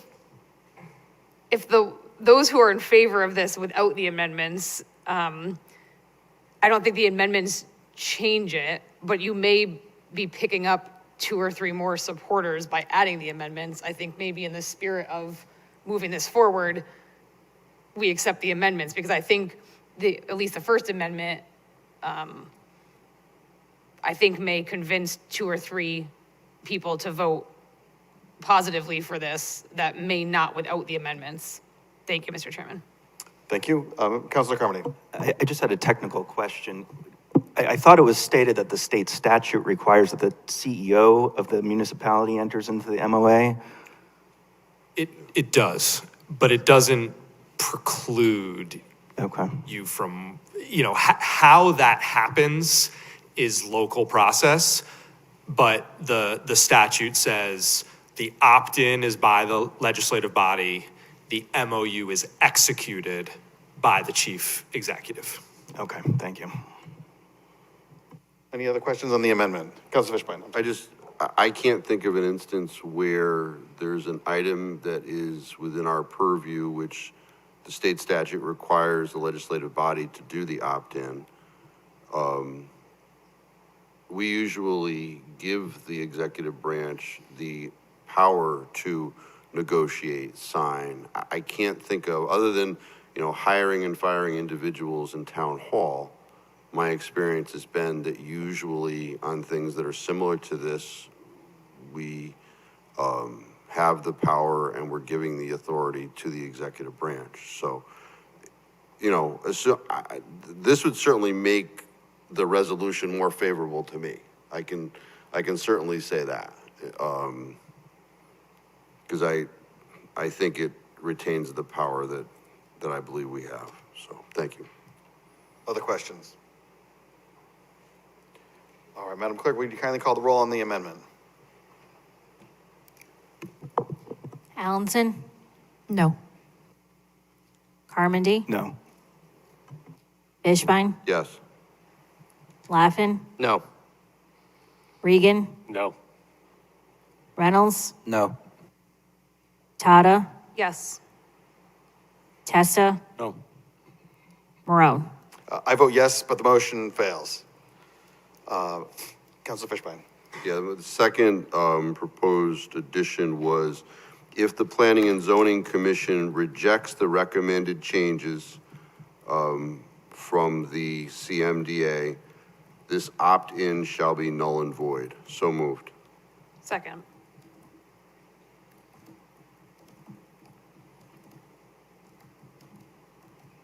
Okay, so motion's made and seconded. So let me see if I have this right. So if the Planning and Zoning Commission rejects the recommended changes from the CMDA, this opt-in shall be null and void? Correct. Okay. Please. Is this an addition or is this replacing some language that's in here? I'm just asking, because I got confused on the last one, so. Yeah, it's in addition. In addition, okay. I don't believe although we've heard things here tonight, there's nothing in this document that has anything to do with any ability of the town to ever opt out. So I'm just trying to give the town some power here. So. Fair, thank you. Okay, so based on the prior representation, though, Mr. Corse, if the Planning and Zoning Commission rejected the changes, then you would be unwilling to do business with us at that point? It would be impossible to move on to the MOA because the district must contain zones that we've certified. Okay. And listen, I'll be honest, I get this question a lot, and there's a lot of this back and forth about like, what if we don't take the next step? And the answer is just, then we don't take the next step. Like, I'm not gonna weigh in on whether or not you need to formally step back from the single step that you've taken, but you just don't move on. Yes, that means you're kind of in limbo. I don't, take that for what you will, but you can't move on to the next step. Okay, thank you for the clarification. Yeah. Other questions? Councilor Regan. So I guess I would possibly add, could we do an amendment that says that the agreement expires in a period of time, give it 3 years or 5 years, in the event that there is zero activity regarding to funding, and see if that would be something that the council is amenable to, so that it's not open-ended and can happen in the mayor's 39th year. The only thing I would say on, as long as you give a big enough period, I mean, developments take 2-3 years as it is. But I have no problem with it if So you I had a would suggest timeline. 5-year term. Yeah, it would be a first, but I don't see a fundamental issue with that if there's no funding activity that's taken place. Okay, so there's an amendment that's been made and seconded. So are you proposing an amendment to the amendment, or you're just sort of positing the question? I'm just positing the question. All set? On to Council Laffin? I think standard parliamentary rules in government, if there's no action or there's a rejection, it dies. We don't need to, it's already built in. That's just the way things work. It's, right? Yeah, if we don't move on to an MOA, being a member 7 years from now doesn't mean anything. It's no different than the legislature. So the fear is right. The legislature could say, if you're a member, you're now required to do these things. It's no different than the legislature saying everybody's a member now and everybody has to do these things. Correct.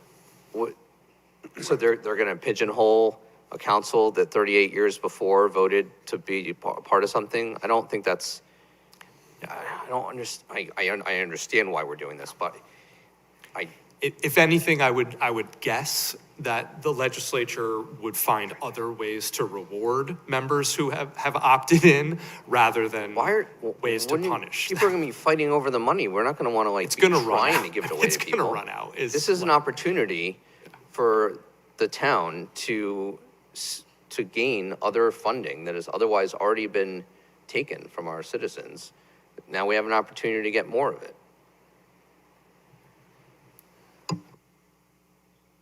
Any other questions on this language? Oh, Councilor Tata. Thank you.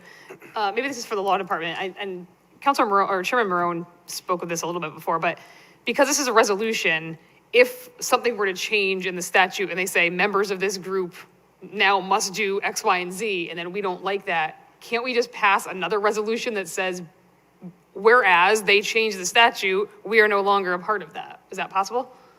I mean, certainly if we've not done anything, Yeah. if we haven't executed agreements to move forward with a particular development, this is an opt-in. If they change it to something that is then mandatory, even all that I think about Hartford, I don't see that they're going to be forcing you to do something. You're basically forcing you to make a proposal on going forward with something.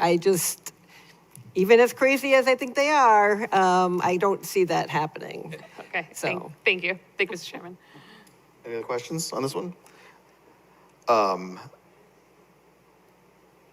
I could just if the Planning and Zoning Commission rejects a proposed recommendation, let's go back to the dating analogy.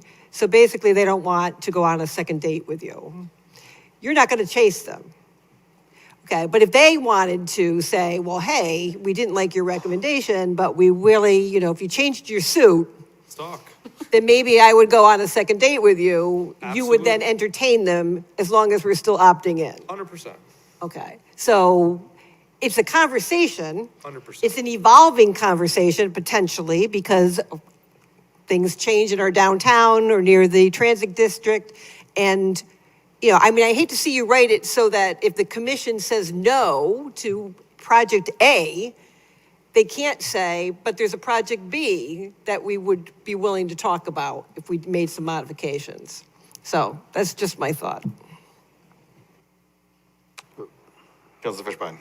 Well, and that's why I had two suggestions, but somebody here has to have some level of authority, but that failed. So.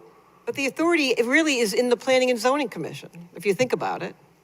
But But if there's money that the town wants for a grant, we're going to follow the normal procedure where you have to approve the grant. But as we've heard here tonight, there's more than just money for grants that is being offered to us as the carrot. It's expertise we've heard about, right? That's not a grant.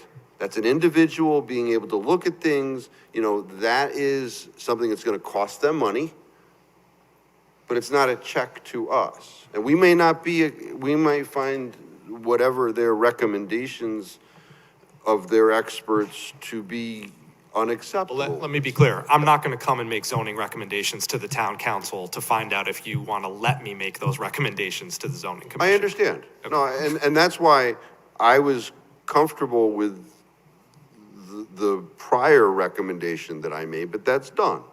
So we try and retain that level of power through a different authority, and we've heard, either our zoning regulations match what the governor's vision is here for the town of Wallingford, or they don't, right? So I'm gonna think that I know we spent a lot of time on those areas and the downtown and those regulations, so hopefully they are. But I'm just concerned about this long-term opt-in that is just gonna sit there, and possible problems that are tied to that opt-in. And I'm gonna tell you, I mean, you can attempt to pass a resolution, but if the powers that be want to capture certain towns to make them do certain things, they'll just say all towns that pass a resolution between this year and this year shall be required to X. And you're done.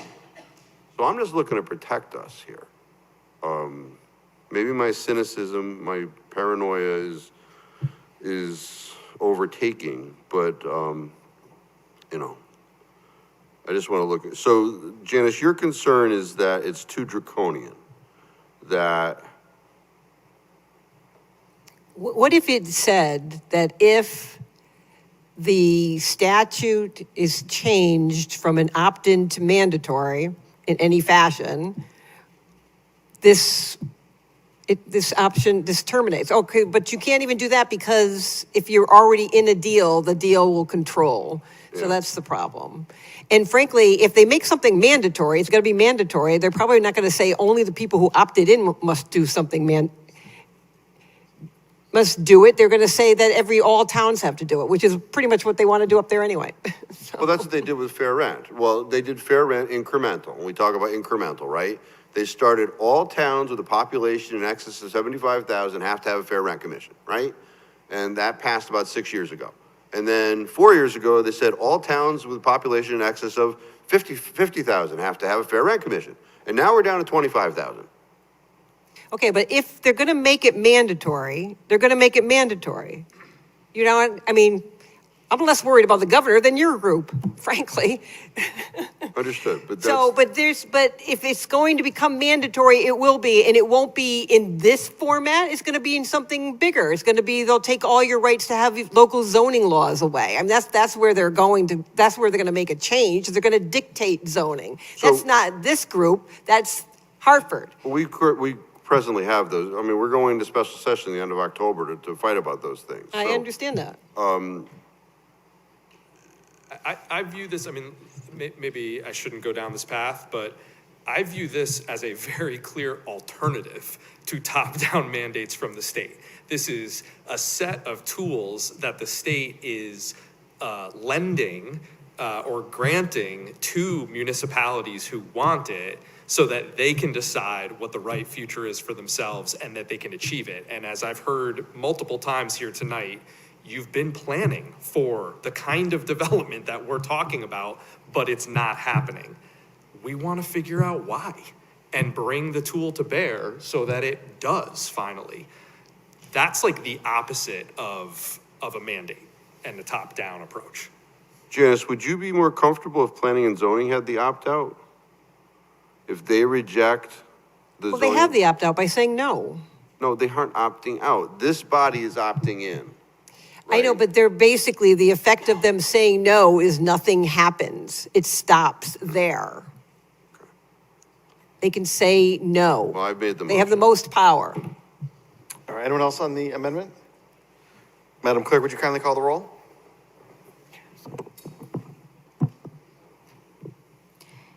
Allenson? No.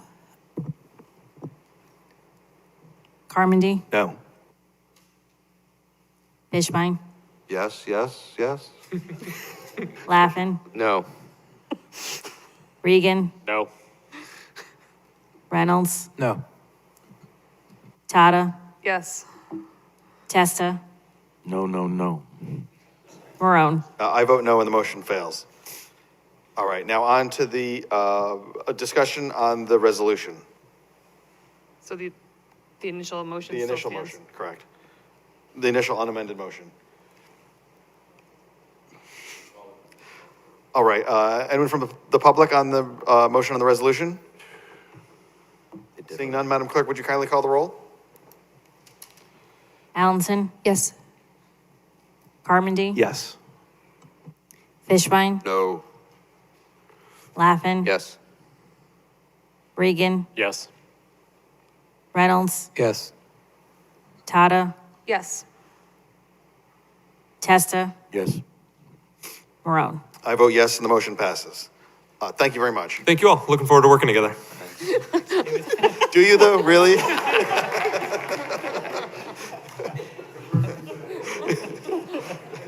Nobody has said that before. All right, moving on to item 14, which is a presentation by Honeycomb Real Estate regarding 55 Contracty Lane affordable housing proposal.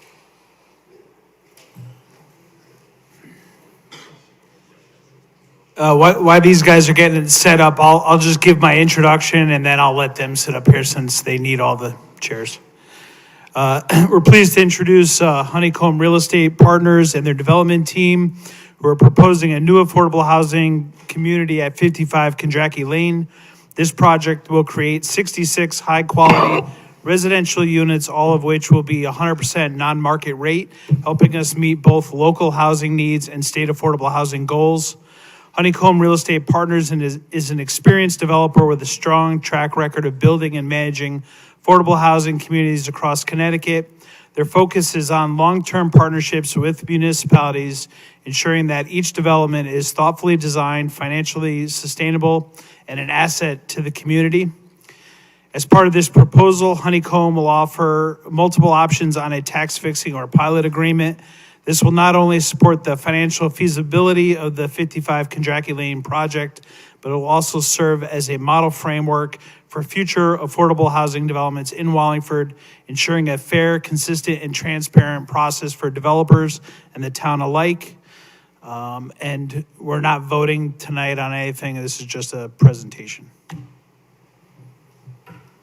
Very good. Gentlemen, if you wouldn't mind introducing yourself for the record? Good evening, Louis Brown with Honeycomb Real Estate Partners. I'm the founder and managing principal. Good evening. Kurt Montagno Construction, for the partners with Honeycomb and also the general contractors. Steve Caprio, Vice President, Honeycomb Real Estate Partners. Thank you all. Good evening again. I'd like to thank the council for this opportunity to introduce our team, share with you our vision for 55 Contracty, and talk a little bit about our experience on other developments in Connecticut. So what we thought, and certainly answer any questions, listen to feedback, and hopefully you come away with a good understanding of what we're trying to do at 55 Contracty. I want to thank the mayor and folks within the town that we've been sharing our vision with for the last couple months.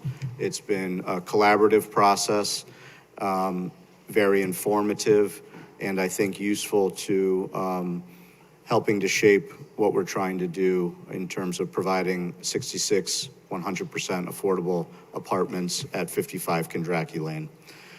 Before I turn it over to Kurt to introduce himself, I'd like to talk a little bit about Honeycomb. As I said, Louis Brown, I've spent the last 20 plus years developing housing in and out of Connecticut, thousands of apartments.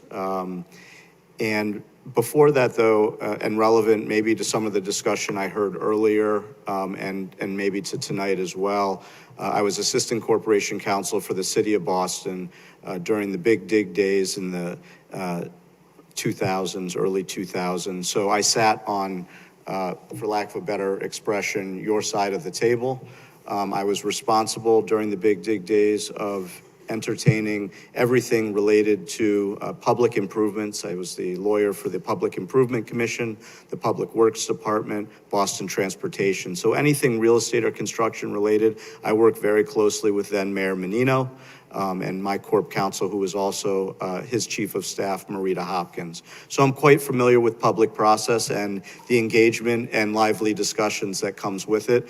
At the end of the day, I'll say, out of these discussions, hopefully comes a better product. We're not here to tell you that we have all the answers. We're looking to you as experts, as fiduciaries of taxpayers and stakeholders, also for your input, obviously, and your expertise. So we want to thank you for that opportunity. With that, I'm going to turn it over to Kurt to introduce Montagno. Montagno is both our GC as well as our partner, and they'll talk a little bit about not only the experience broadly, but his experience with 55 Kondraki specifically. So my company has been in the state for 40 years. I started the company in 1985. Excuse me. During that time, we've built multiple multifamily units throughout the state, both affordable and market rate, including mixed-use development and a lot of municipal work. In addition, we've built about 100 nursing homes throughout the state, skilled nursing facilities, and Brook Hollow was one of the facilities that we renovated twice during its ownership with Connecticut Subacute and when it was Brook Hollow Health and Rehabilitation Center.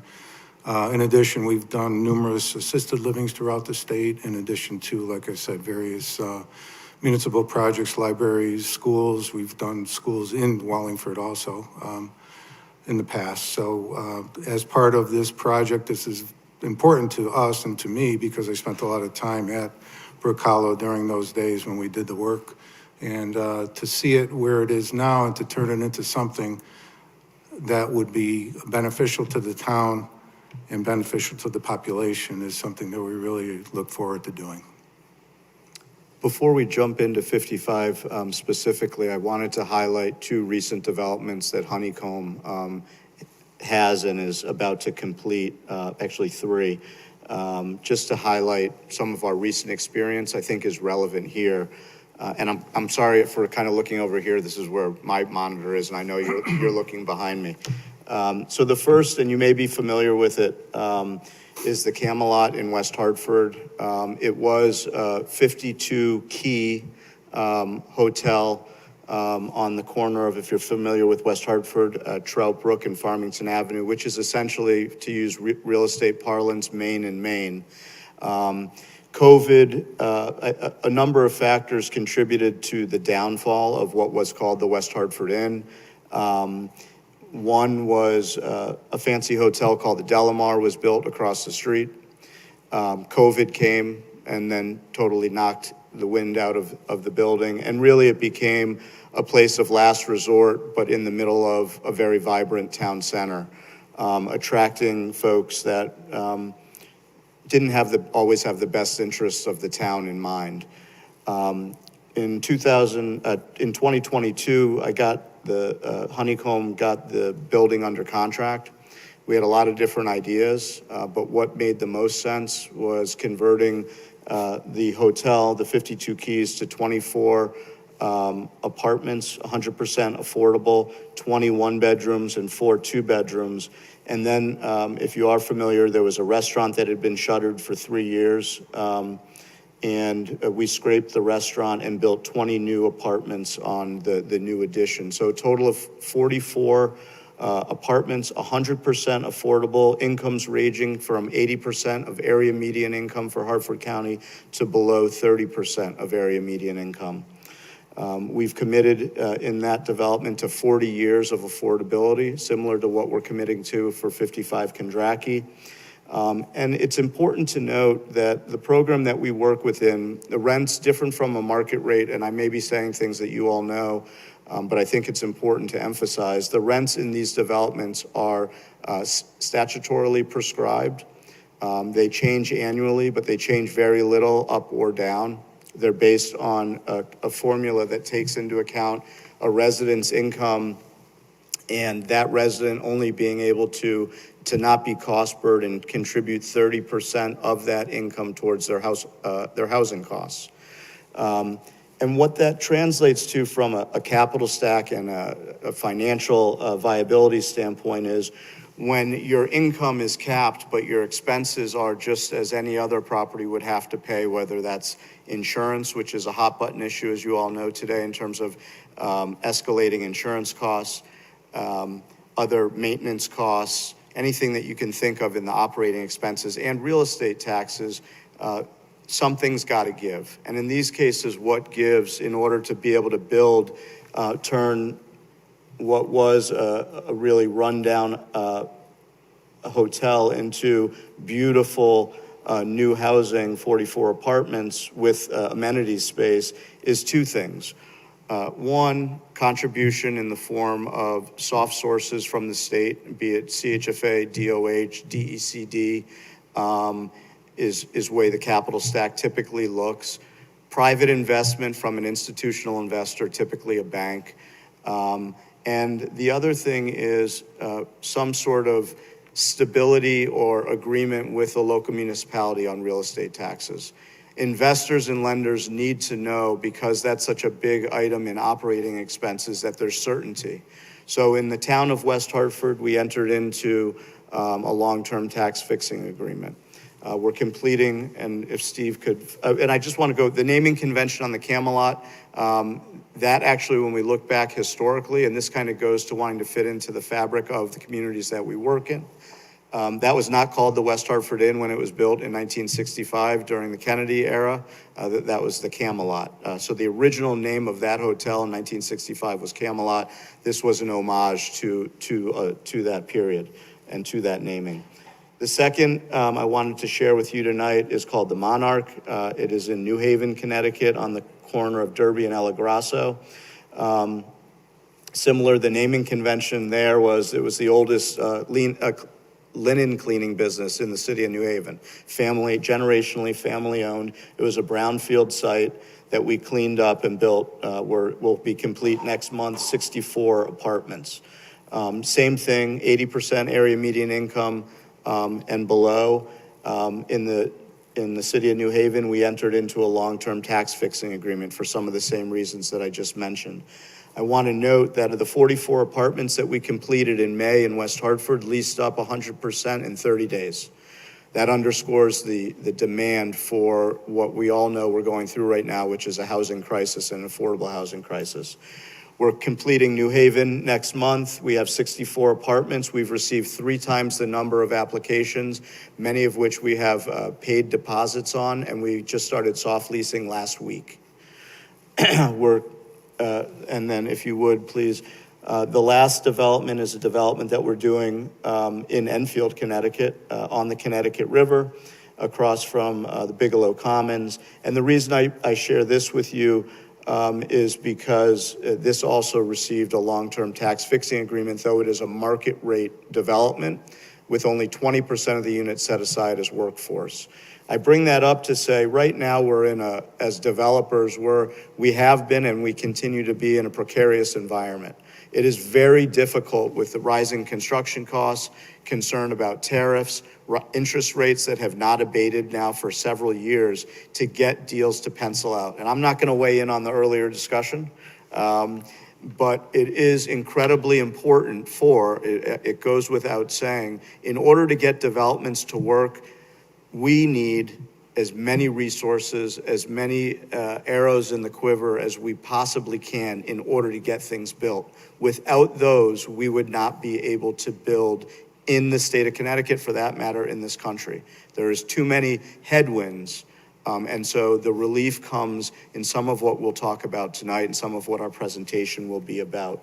There's a consultant here locally, and maybe you know him, that says, apartments are where jobs go at night. And I'll say, and that really applies to what we're trying to do here. And so with that, I wanted to turn, unless there's questions on that initial presentation, and I know it's late, and I'm mindful of that, I will turn it over to Steve to talk a little bit about what drives what we're here in front of you tonight to begin the conversation on, and that is what are the financial feasibility of 55 Kendracky, what is it made up of, and we're here tonight to specifically talk about the topic of real estate taxes as it relates to this development being viable or not being viable for the long term. Hi, guys. We skipped ahead on a couple. Montagno has some projects in here that they've worked on recently that are of note. So I think you guys may have the presentation. We'll make sure you guys have it so you can read them. But on the essence of time, just wanted to show you the overview. There's 66 units that we're proposing, 50% AMI and 60% AMI. Studios, 1 beds, and a few 2-bed units. And really to get in the meat of the presentation, we wanted to blow up kind of the 3 options that we were laying out for proposed tax fixing agreements. They vary in number of years, where the units start out at, how they trend, to give optionality around what would work for a development like this. As Lewis spoke about, one of the most important things for us is time. Having a 40-year development that has rents that are capped, your expenses continue to grow, and the property has to stay viable. If we don't cover debt service coverage and fall into a deficit, that's the worst thing that could happen. Covenants get called, tax credits don't get delivered, project fails, and all of a sudden you're back in the same situation with an abandoned building. Or likewise, if you're just getting by, you don't have the funds to put away to maintain this building. It has to last for 40 years. It has to last multiple life cycles. You need to be able to reinvest in it to keep it viable, to keep it lively, and to keep providing quality housing for individuals. So the first option that we laid out is it's 18 years. The taxes start at $900 per unit, and year 1, and they would escalate at 3% a year for 18 years. We show kind of total taxes year 1 at $59,400. That is currently about $8,000 more than the property currently brings in. So what we're doing here is we're not asking to reduce, the taxes that the town's currently bringing in. We are raising them, but we do need to cap them at a level where the property can be viable, continue to grow, and really fix up a building that's been abandoned for a while. Option 2, again, would be 18 years. But in this case, the taxes would be fixed at $11.95 per unit for the entire span of 18 years. Taxes year 1 are $78,870, and over the 18 years, you guys are bringing in a little over $1.4 million in taxes from the property. And then option 3 is a longer agreement. In this scenario, it would be 20 years. We would fix the taxes at $11.50 per unit for the first 10 years, and then escalate to $12.75 a unit for the last 10 years. This does have the total taxes year 1 is $75,900, but over those 18 years, because of the escalations, you're actually bringing in the most money. And then obviously for the 20 years, there's more dollars on top. But for the 18 years, option 3 does bring in the most amount of funds. The next slide, hopefully, probably can't see any of this. So this slide just has the full analysis. It shows every year where the bumps would be, what makes up those total figures over the 18 and 20 years. The next slide I wanted to show, which hopefully you can read. I wish it was a little bit bigger, but I'll talk through. When looking at putting a value on a property from the assessor's office, they can value based on NOI. What that is your amount of income you bring on the property minus your expenses will give you an NOI, and they'll run a cap rate against that. One of the key differences for an affordable property is that there's additional expenses that are not normal of a market rate property. I've highlighted those here. There's several that I've highlighted. There's audit expense. Every year you have to do an audit to the state. You have to do an audit for the tax credit investors. There's also LIHTC compliance. You're making sure that people are qualified their incomes. You're checking, doing all the things necessary to make sure you meet LIHTC compliance, that your tax credit investors' tax credits come through every year. But the biggest one is utilities. The rents that we charge on the property, if you charge your max tax credit rents, you have to cover all utilities. If you don't do that, the rents get reduced by what's called the utility allowance. So just to throw a number out, and this is not the accurate number, but let's say the utility allowance was $300 and your max rent was $1,600, you can charge $1,300, you don't have to pay utilities. But in that case, your NOI is going to go down anyway. So this analysis shows that our expenses without real estate taxes are $83.50 a unit. You could expect a market rate property without real estate taxes to be at $5,016 a unit. So the NOI that we can bring in is, one, lower because the rents are lower, but will be even lower than that because the expenses are so much higher to operate one of these properties. Could we, I apologize for interrupting, but I want to say one thing about the program, because not everyone might not be familiar with LIHTC and what that stands for. So I just want to pause for a second. The LIHTC program that Steve is referencing is in the full name called the Low Income Housing Tax Credit Program. It has been around since 1986. It was created by Ronald Reagan in his Tax Reform Act. It has grown in size and scope since 1986 and has always enjoyed bipartisan support, even as recently in the new tax bill that was just passed under President Trump's administration expanded the low-income housing tax credit program. And I think that's important to note, not to get political, but to say this is not a political issue, actually. This has always enjoyed both parties' support because both parties recognize the need that we're currently facing. And so I think that was just important to note and give a little bit of context to. This is not a new program. This has withstood the test of time, and it has always been embraced across the aisle. No, thank you, Louis. The next slide, which you can see a little bit, what I wanted to do here was show you the feasibility. So our debt service coverage ratio for the permanent loan that you get in place by CHFA, you have to have a 1.15 debt service coverage ratio for the entire project for the 40 years.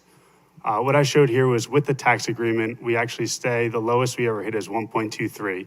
That leaves us additional funds in there to service the building to make sure that our expenses can grow. If something happens there that was unexpected, we have the funds to take care of it and take care of the building. The next slide shows that with just $500 increase over the max proposed taxes that we put in here, we never meet that service coverage ratio.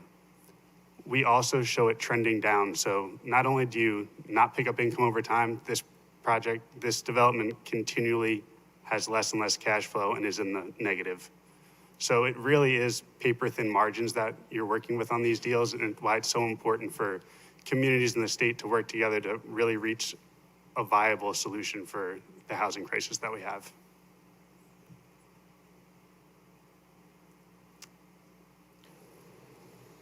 And with that, unless you guys have anything else. Well, I didn't give Kurt an opportunity, and I apologize for that, but I wanted. It's okay. It's fine.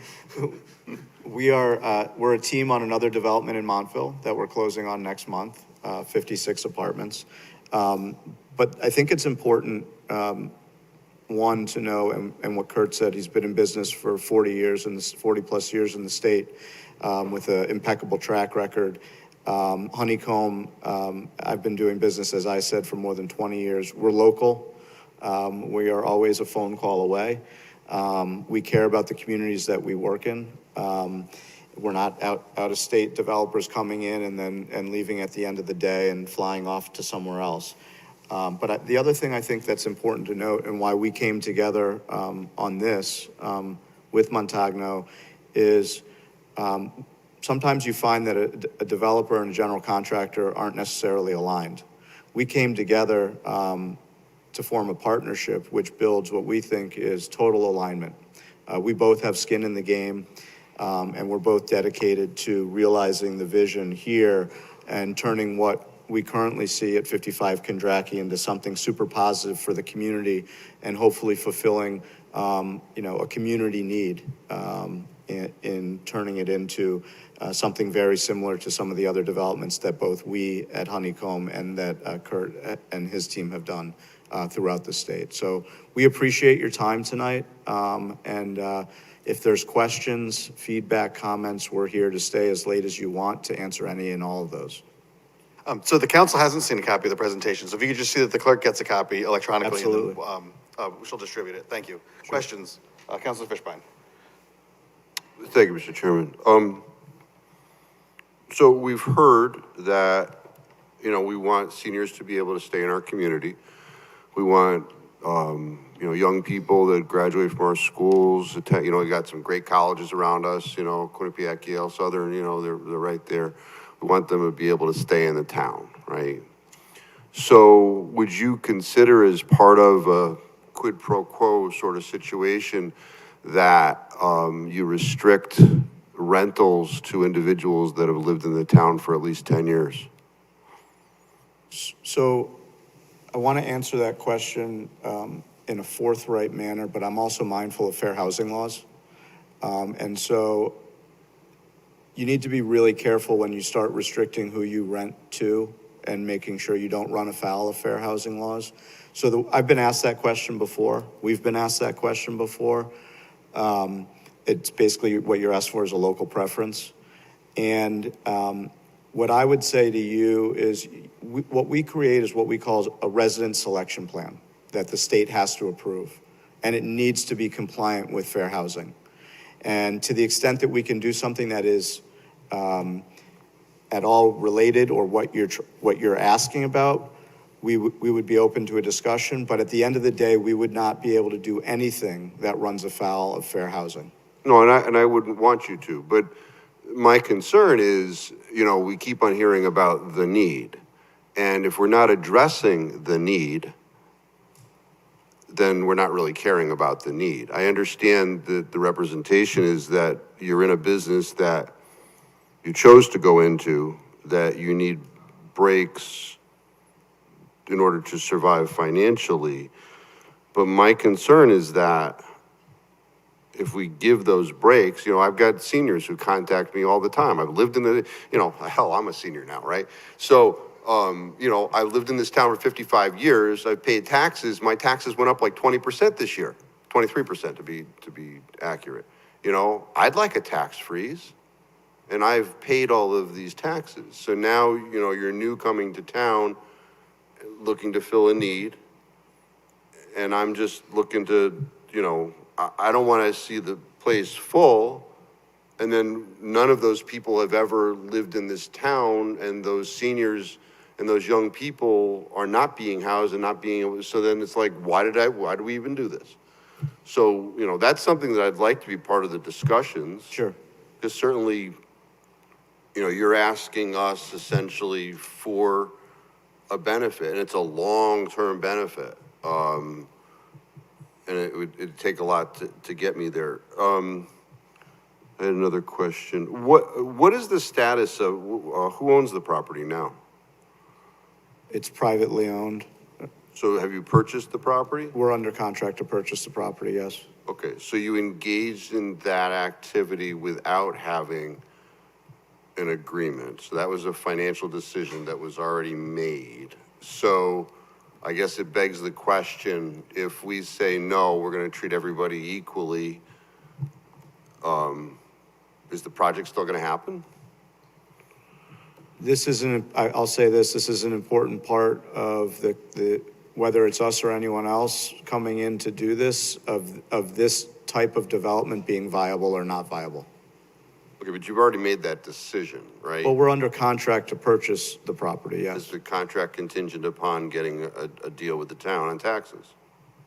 I'm not going to discuss the specifics of a private contract. Okay. What I will say is, as I articulated earlier, in order for a development, particularly an affordable development, to be viable in the current environment that we're in, it is very important, critical to have a tax agreement in place. Understood. I did read an article about you two gentlemen, you shifted from regular residential to the affordable housing area because there were benefits, you don't, 8-13G, 8-30G allows for there's not a lot of local control, right? So it gives you a benefit to go into towns with these projects. I've been in affordable housing for 20 years. I didn't shift into it. Okay. There was an article in the Hartford Business Journal? Yep. And, okay.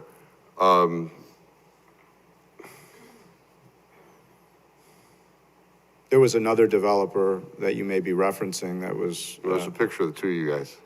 Oh. Yeah, but, Lewis has been working in affordable housing for 20 years. I actually worked with Lewis in affordable housing right out of grad school. Then I did work in a few other fields. I worked for Toll Brothers, and I actually worked for a large hotel developer nationwide before moving back here and joining back up with Lewis. But my career's been in affordable housing. Yeah. All right, that's all the questions I had at this point. So thank you, Mr. Chairman. Thank you, Councilor Allenson. Hi. Hi. So what is the status of the building, I'm not really familiar with it. I tried to look it up, but is it just languishing over there on its empty? It's just a vacant building right Okay. now. And this was 55 community? It was a skilled nursing facility. Skilled nursing facility, so I assume there were some tax, reduced taxes associated with that then. Would that be true? No? Okay.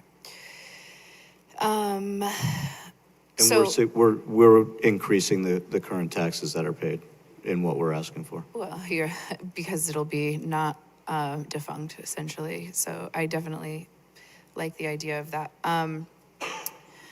So from the community perspective, who would manage the community after it's built? So we will continue to be the owner, Okay. long-term owner in the community, and it'll be professionally managed. Perfect, thank you. And then, so from the perspective of tenancy, I realize, and that you can only really do so much as far as making rental agreements, but would these apartments be designed, so that we have a lot of children living there? Like, would it be a lot of families? Well, the unit mix, I think Steve mentioned are. Oh, I'm sorry. That's okay. I must have been looking no. for the. I went through that slide really fast, so I believe, I'll bring up the exact unit mix for you. This way I'm not speaking. So there's a total of 8 two-bedroom units. Other than that, we have 48 one-beds and 10 studios. So the two-bedroom units would be the only ones that could have really a child in them. You're not allowed, there's restrictions on how many people can be in a one-bedroom unit. And there's compliance associated with, this is heavily regulated. We get inspected by the state, as well as our investor, and we're signing guarantees, compliance guarantees, that have significant penalties if we run afoul of any of the rules, which is why I answered Councilor Fishbein's first question the way that I did, is we are subject to significant scrutiny, and one misstep is a problem for us. Okay, cool.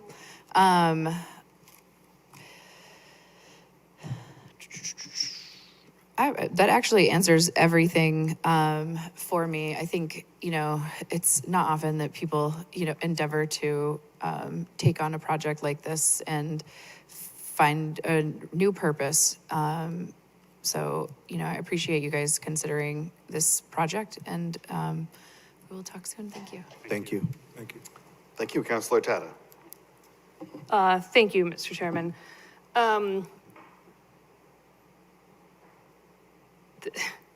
The tax amounts, that slide just floored me. $75,000 a year for taxes for this whole building.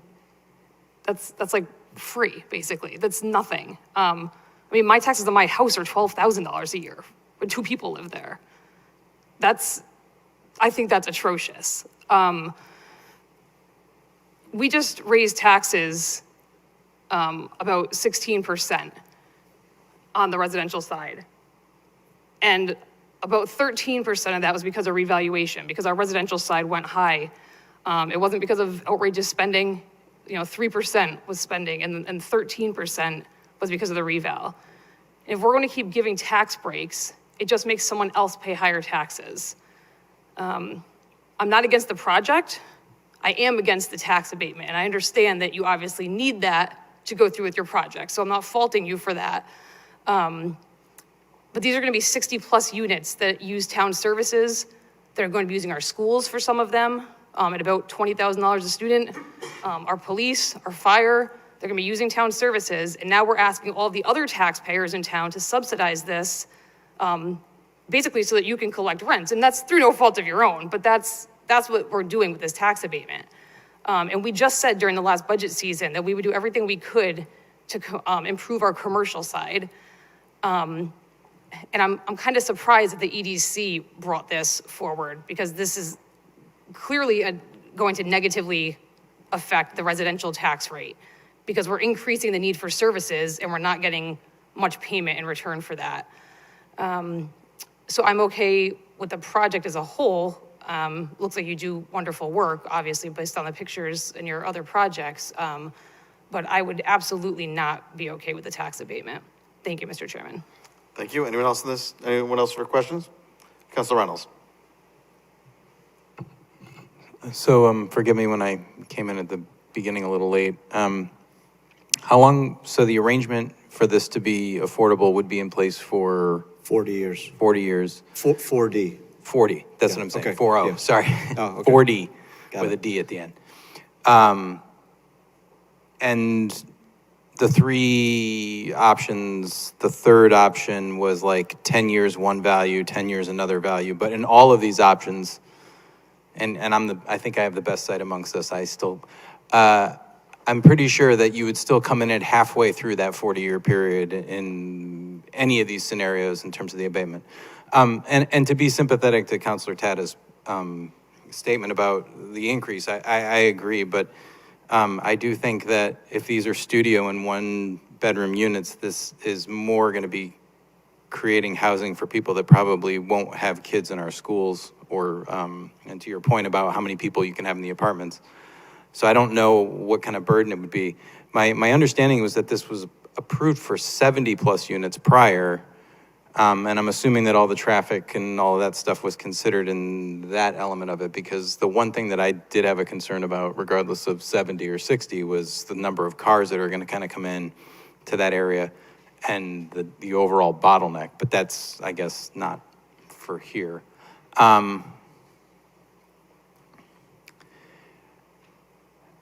I think I'm good with that. I guess the point that I just wanted to make, and that's just to sort of address the issue, is that I too am aware of the tax increase, as well as the need to develop commercial real estate to offset that.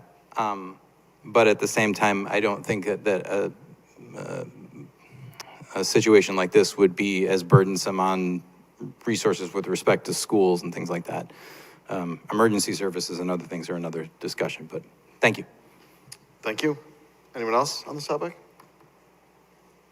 Would it be helpful if and if the answer is no, that's okay, but responded to a couple of the last 2 points? Please, feel free. Okay, I just want to give a point of reference, and I certainly respect what you're saying, and as I said in the opening, you're a fiduciary of the taxpayer, so I appreciate that. Please know that. I do think it's important to note that in order to develop this type of housing, there needs to be relief somewhere. And there's only so many levers that get pulled, number one. Number two, just as a point of reference, and we had these discussions in West Hartford, and they're not easy discussions. West Hartford was not going to work, was not financially feasible until we got the real estate fixing agreement, and I think we're at about $1,100 per unit, which is in line with, or no, it's $900 per unit, which is actually lower than some of what we're presenting here today. And that was for 44 apartments. What we did there was we took the last, the highest rate that the hotel paid to the town pre-COVID, and we used that as our starting point.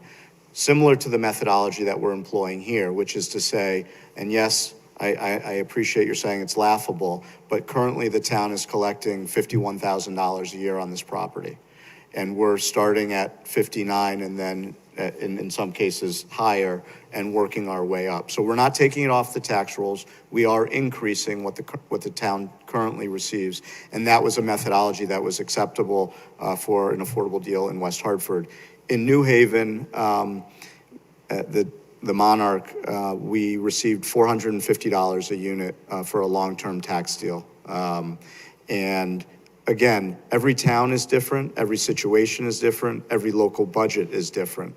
But I do think it's important for us to relay to you, and the reason that I am, is we're not asking anything of this council that we haven't asked and received in other towns. And the reason that we've received it in other towns is because the deals cannot be built but for this sort of relief. In fact, and I know this is a hot topic, but the state legislature, and I know that you're aware of this, the state legislature recently allowed towns to go up to 30-year tax fixing agreements, which was new And the reason why they allowed that to happen and empowered towns to do it was to allow development in the current climate that we're in to actually get off the ground.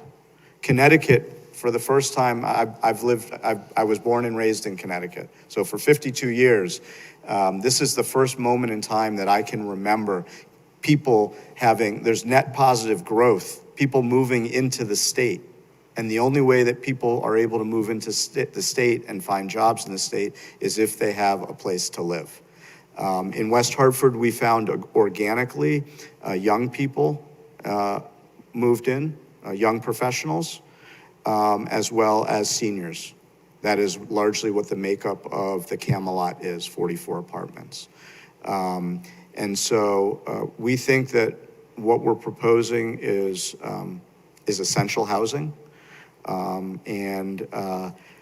From our conversations with the town, this is needed.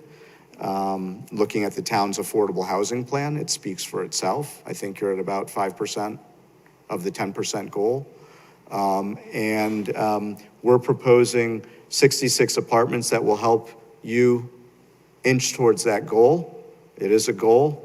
But in order to do that, we do need some relief, and we appreciate you taking the time to listen to our vision, and we also do appreciate the feedback and the comments as well.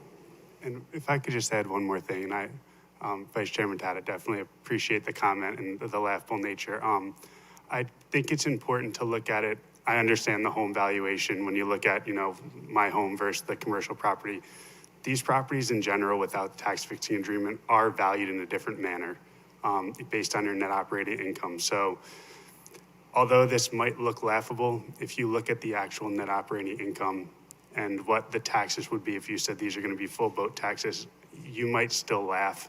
And if you looked at the role of some of the other commercial properties in town, but it's the realization that the properties aren't worth that much because they're not generating income. So just kind of look at it holistically. Outside of my home value is $500,000 and I'm getting taxed this, these properties are valued in a different manner when it comes to the real estate taxes. So just an aside, I haven't run the calculation, but I know with our NOI, the value is not nearly what we have to put into it to build it. One other point too, that's related to that and to the comment about a single family home. Single family homes, and there's a lot written on this, single family homes, though might not feel it, actually burden a municipality significantly more than multifamily properties do. Why? You have a 3, 4, 5 bedroom single family home with 2, 3, 4 kids. That's really the burden. If you have studios and 1 bedroom apartments, that's not burdening the town. And so, yes, 12,000 compared to 75,000, it sounds like this doesn't make sense, the math doesn't make sense, but in actuality, the municipal burden is much, much higher for single-family residences on municipal services than on multifamily. And there's white papers written on this. And we can, if it's helpful, we can provide you with that data. Councilor Tata? Thank you. Yeah, no, I understand that. I just, no, but like your analogy that it's $51,000 now, so like we'd be getting more. But we're getting $51,000 for a building that's using 0 services. So yes, we'd be getting more, but we'd be getting way more if this was a building that wasn't getting a tax abatement, which I believe is what the current owners, who I think you're under contract with, were trying to do. And they had a lot of issues with town departments and weren't able to get it over the goal line. So I understand all the tax implications. I get we're getting slightly more than we're getting right now, but what we're getting right now, where that land is not using any services right now. It's sitting there. So we're getting $51,000 for it's 0 cost to the town. It's just sitting there. So it's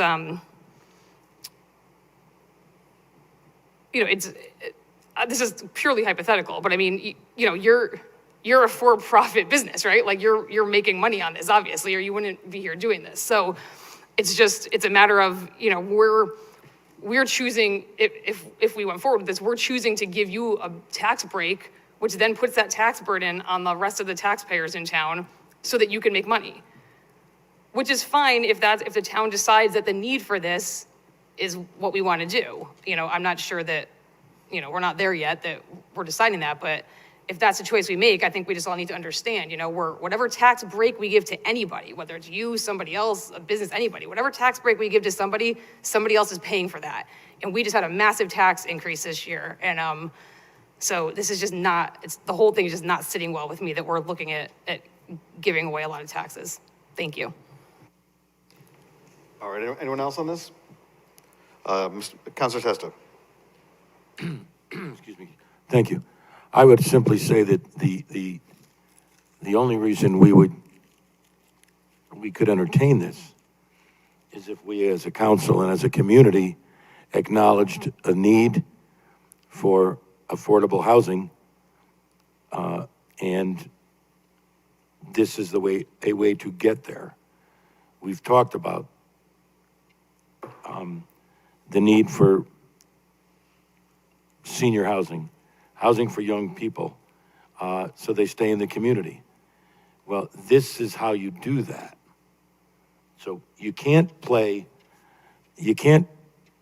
compare the taxes to the general residential tax roll, because you would then require that this property be developed by somebody in some way to be market rate housing, which is fine. If that's what you want, say it. Acknowledge that that's what you want. But if we believe that there's a need for more affordable housing in this community, and we believe that we need to take steps to achieve that, then you can go forward with things like this. That's it. I don't know what else there is to it. Anyone else? So what would the next step be, or what would we anticipate in the future, either to the developers or to the mayor? They're here taking your temperature, trying to understand the perspective that they're going to face, and if the developer has the appetite, then we'll come back to actually call a vote of the council. This can't happen without the council. Right. So that would be the next step. You know, the tremendous rise in the value of housing in Connecticut has really made acquiring housing challenging. And even in the neighborhoods surrounding this town hall, the rents that landlords are collecting for housing are staggering to what we would have thought they'd be collecting 6 years ago. The housing market really has continued to bear the effect of what the COVID economy did to housing in communities like ours. And, you know, if you're owning a home and sitting on a lot of equity, you're in a pretty good place. If you're trying to acquire your first residence or rent your first apartment, you're facing challenges.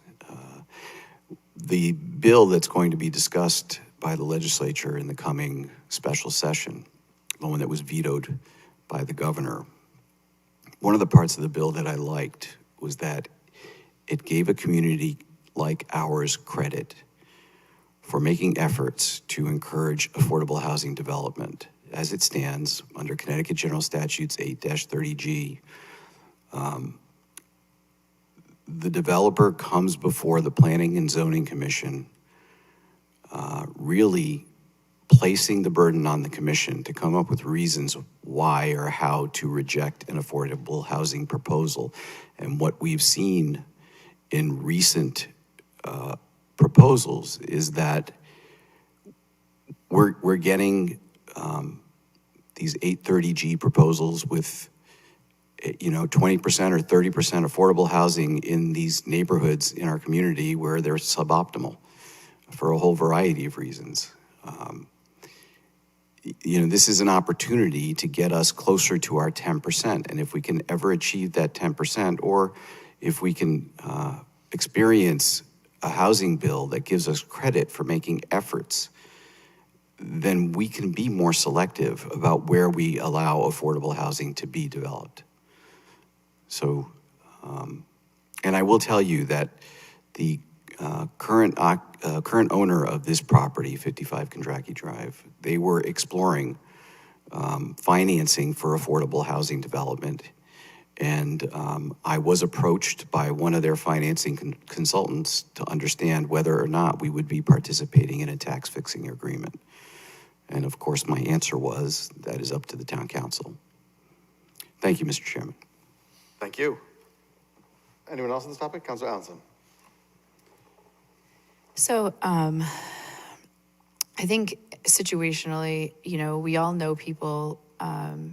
I know several people in very recent, like in the very recent past, who are, my age, and they have kids who are happily employed full time, and their kids can't afford to live on their own, and so my friends are subsidizing their housing. I think that something like this is definitely, it makes allowances for people who are trying to get their start in the world. I don't think that, I know that in a lot of ways, generationally, we make blanket statements about the generations after our own, right? And a lot of times they're misrepresentations.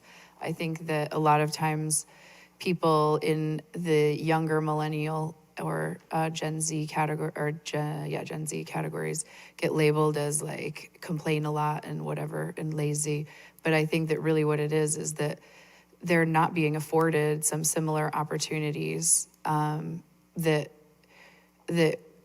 even I was afforded when I was younger. I was fortunate enough to grow up in a household that had two working parents, and we lived in like a condo complex, and we were able to buy that condo because of, both assistance from my dad's parents, but also because that condo, or it was a cluster home, so that condo was essentially part of a development that managed its affordability. Before that, single parent upbringing, always having to pay rent. We had to move from California, because to come to Connecticut, surprisingly enough, nobody gets that. But, we lived in the Silicon Valley, and it was not affordable for my mom at the level of income that she had. So my own personal story aside, I have several friends who have kids in this market, and their kids, unfortunately, if they want to be out of the house, the only way they can get out of the house is to either live in subpar slums, if you will, or to be subsidized by family members who are doing well.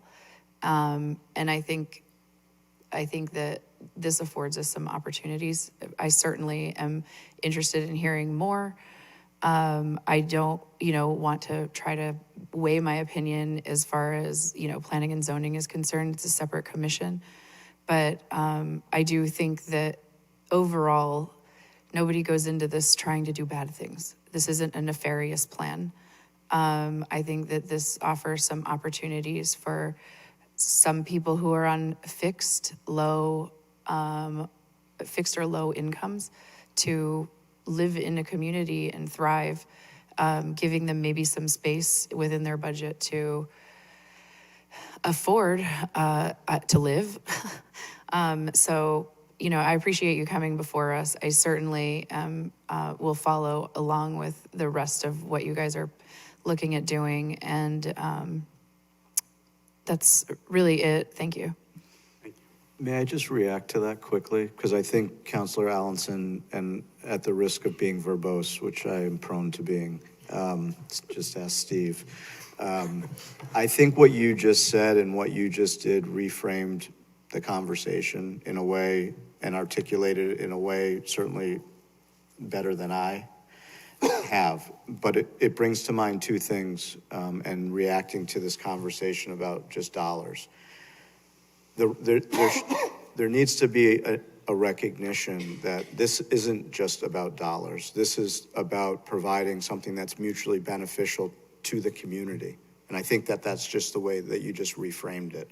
Yes, there are tax dollars that will come in, and that need to come in, and we recognize that. But we're also providing something in the form of 66 affordable apartments, where whether it's someone starting in their first job, a retiree who's moving out of a home and selling it, so either a family member can afford to move into the community, or someone else, for that matter, can afford to come and buy that home. And so I think that reframing that conversation the way that you just did is super important. And two personal anecdotes, since you just shared. I moved to Boston in 1995. I lived in a 3-bedroom, 3-family house on the first floor in the Alston-Brighton neighborhood off of Commonwealth Avenue. For the three of us to live there, it was $700 a month. That allowed me to take a teaching job in Boston and afford to live in Boston. Fast forward 30 years later, my brother-in-law, who lived in Boston, college graduate, works in a hospital, used to work in a bank, got priced out of Boston. He's now living in my house because the rents are unaffordable. So it's full circle, but I really appreciate the way that you reframe the conversation into looking at this more holistically than just numbers on a page, because that's not what this conversation's about. So thank you. Councilor Fishbein. I just want to point out some irony. Earlier tonight, we talked about projects like this, like in our downtown area, right? And the state comes through with 8-30G and says, your towns, you're going to lose the level of control. You have to approve these projects. We've got developers sitting in front of us saying these projects are not viable without tax relief from the locals. And yet the other program gets $90 million of our tax dollars. If that isn't ironic, I don't know what is. Because if what you're saying is true, and the state really has a desire to support these projects, it appears there would be money from the state for tax relief. So I just want to leave it at that. So thank you, Mr. Chairman. Thank you. Anyone else on this topic? Gentlemen, thank you very much. Oh, I'm sorry, Councilor Regan. Thank you, Mr. Chairman. Actually, just a couple of additional notes, take them as you will. 60 some odd parking spots for these locations, for this location of 55 Kendracky. So let's take an average vehicle cost of about $20,000 that now get added to the tax roll times 60. You've got an additional $20,000 to $25,000 in tax that's being, from property tax that's being brought into the community. We haven't factored in water, sewer, electric that are also being brought in. The local effect to the economy from a business, from a shopping, from a restaurant, from all of the additional merchants associated with it. We're looking at that number kind of myopically, 1.4 million over a period of 18, let's call it 20 years at 1.6. The number in the math is easier. You take a look at that, plus all the ancillary benefits that are brought in bringing in people who are looking for their first apartments, low income, that's 30% threshold is a kind of a different conversation, and I don't think that's the goal of what we are trying to provide here. Please correct me if I'm wrong, but there are so many tangible benefits, and not including the intangible ones, that just take a look at this from my perspective and make sense to do projects like this in order for us not to have the impact from the state of not hitting our 10% goal. I mean, we're still 900 plus units short in this town. But if we can, through legislation at the state level, show progress 5 to 6% to 7%, et cetera. Maybe they won't come down if zoning turns down a project and reverse that decision in spite of what we say. And that's very much the implication of not hitting our 10% goals. I don't know that it's happened yet in this town, but it's going to happen sooner or later as long as our numbers stay as low as they are. So thank you, Mr. Chairman. Thank you. Thank you. Anyone else? Thank you very much, gentlemen. Thank you for Thank your you. time. Thanks very Appreciate much. it. Thank you.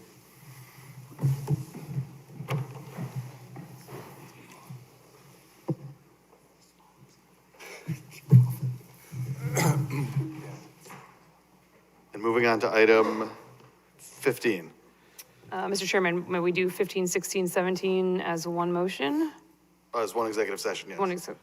So I move that we go into executive session pursuant to Connecticut General Statutes 1-225F and 1-206B to discuss a pending claim in the matter of Town of Wallingford versus Russell LaRiviere. Second. Yeah, you could, All one motion? yeah, all in one motion. And that we go into executive session pursuant to Connecticut General Statutes 1-225F and 1-206B to discuss a pending foreclosure matter of the Town of Wallingford versus Barnes Road Associates LLC et al. And that we go into executive session pursuant to Connecticut General Statutes 1-225F and 1-206B regarding strategy and negotiations with respect to the following pending tax appeal matters: Agree Eastern LLC versus Town of Wallingford and Harvest Park Associates LLC versus Town of Wallingford. Second. Any discussion on the motion? All those in favor signify by saying aye. Aye. Opposed? Abstentions? We are now in executive session. If you could kindly clear the chambers.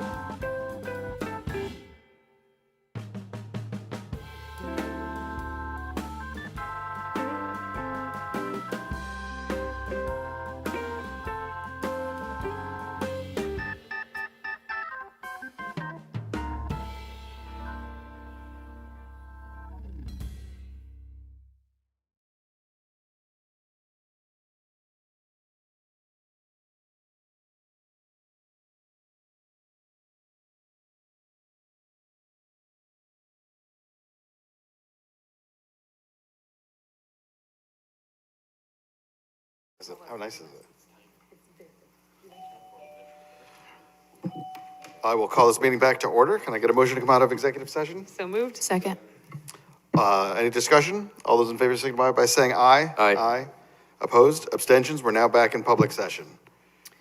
Mr. Chairman, I move that we authorize the law department to act on the matter of Town of Wallingford versus Russell LaRiviere as discussed in executive session. Second. Any discussion? Council Fishbein? Thank you, Mr. Chairman. My understanding is that this matter emanates from a blight lien, non-compliance with our blight ordinances. One of my biggest problems with this whole situation is the amount of impact on the neighbors who have to live next to these situations. What's before us is to significantly reduce the lien. Granted, it is to a subsequent property owner. However, I would like to see some sort of process by which those that have had to endure looking at, driving by, living with such liens can be somehow compensated. And I look forward to those discussions in the future. Thank you, Mr. Chairman. Thank you. Anyone else? All those in favor signify by saying aye. Aye. Aye. Opposed? Please note, Councilor Carmody is absent and Councilor Fishbein voted no. Motion passes. Mr. Chairman, I move that we authorize the law department to act with respect to the pending foreclosure matter of Town of Wallingford versus Barnes Road Associates LLC et al. As discussed in executive session. Second. Any discussion on the motion? All those in favor signify by saying aye. Aye. Opposed? Abstentions? Motion carries. And Mr. Chairman, I move that we authorize the settlement in the pending tax appeal matter of Agree Eastern LLC versus Town of Wallingford as discussed in executive session. Second. Discussion? All those in favor signify by saying aye. Aye. Aye. Opposed? Abstentions? Motion passes. And Mr. Chairman, I move that we authorize the settlement in the pending tax appeal matter of Harvest Park Associates LLC versus Town of Wallingford as discussed in executive session. Second. Discussion? All those in favor signify by saying aye. Aye. Aye. Opposed? Abstentions? Motion carries. Seeing no further business on the agenda, this meeting is adjourned.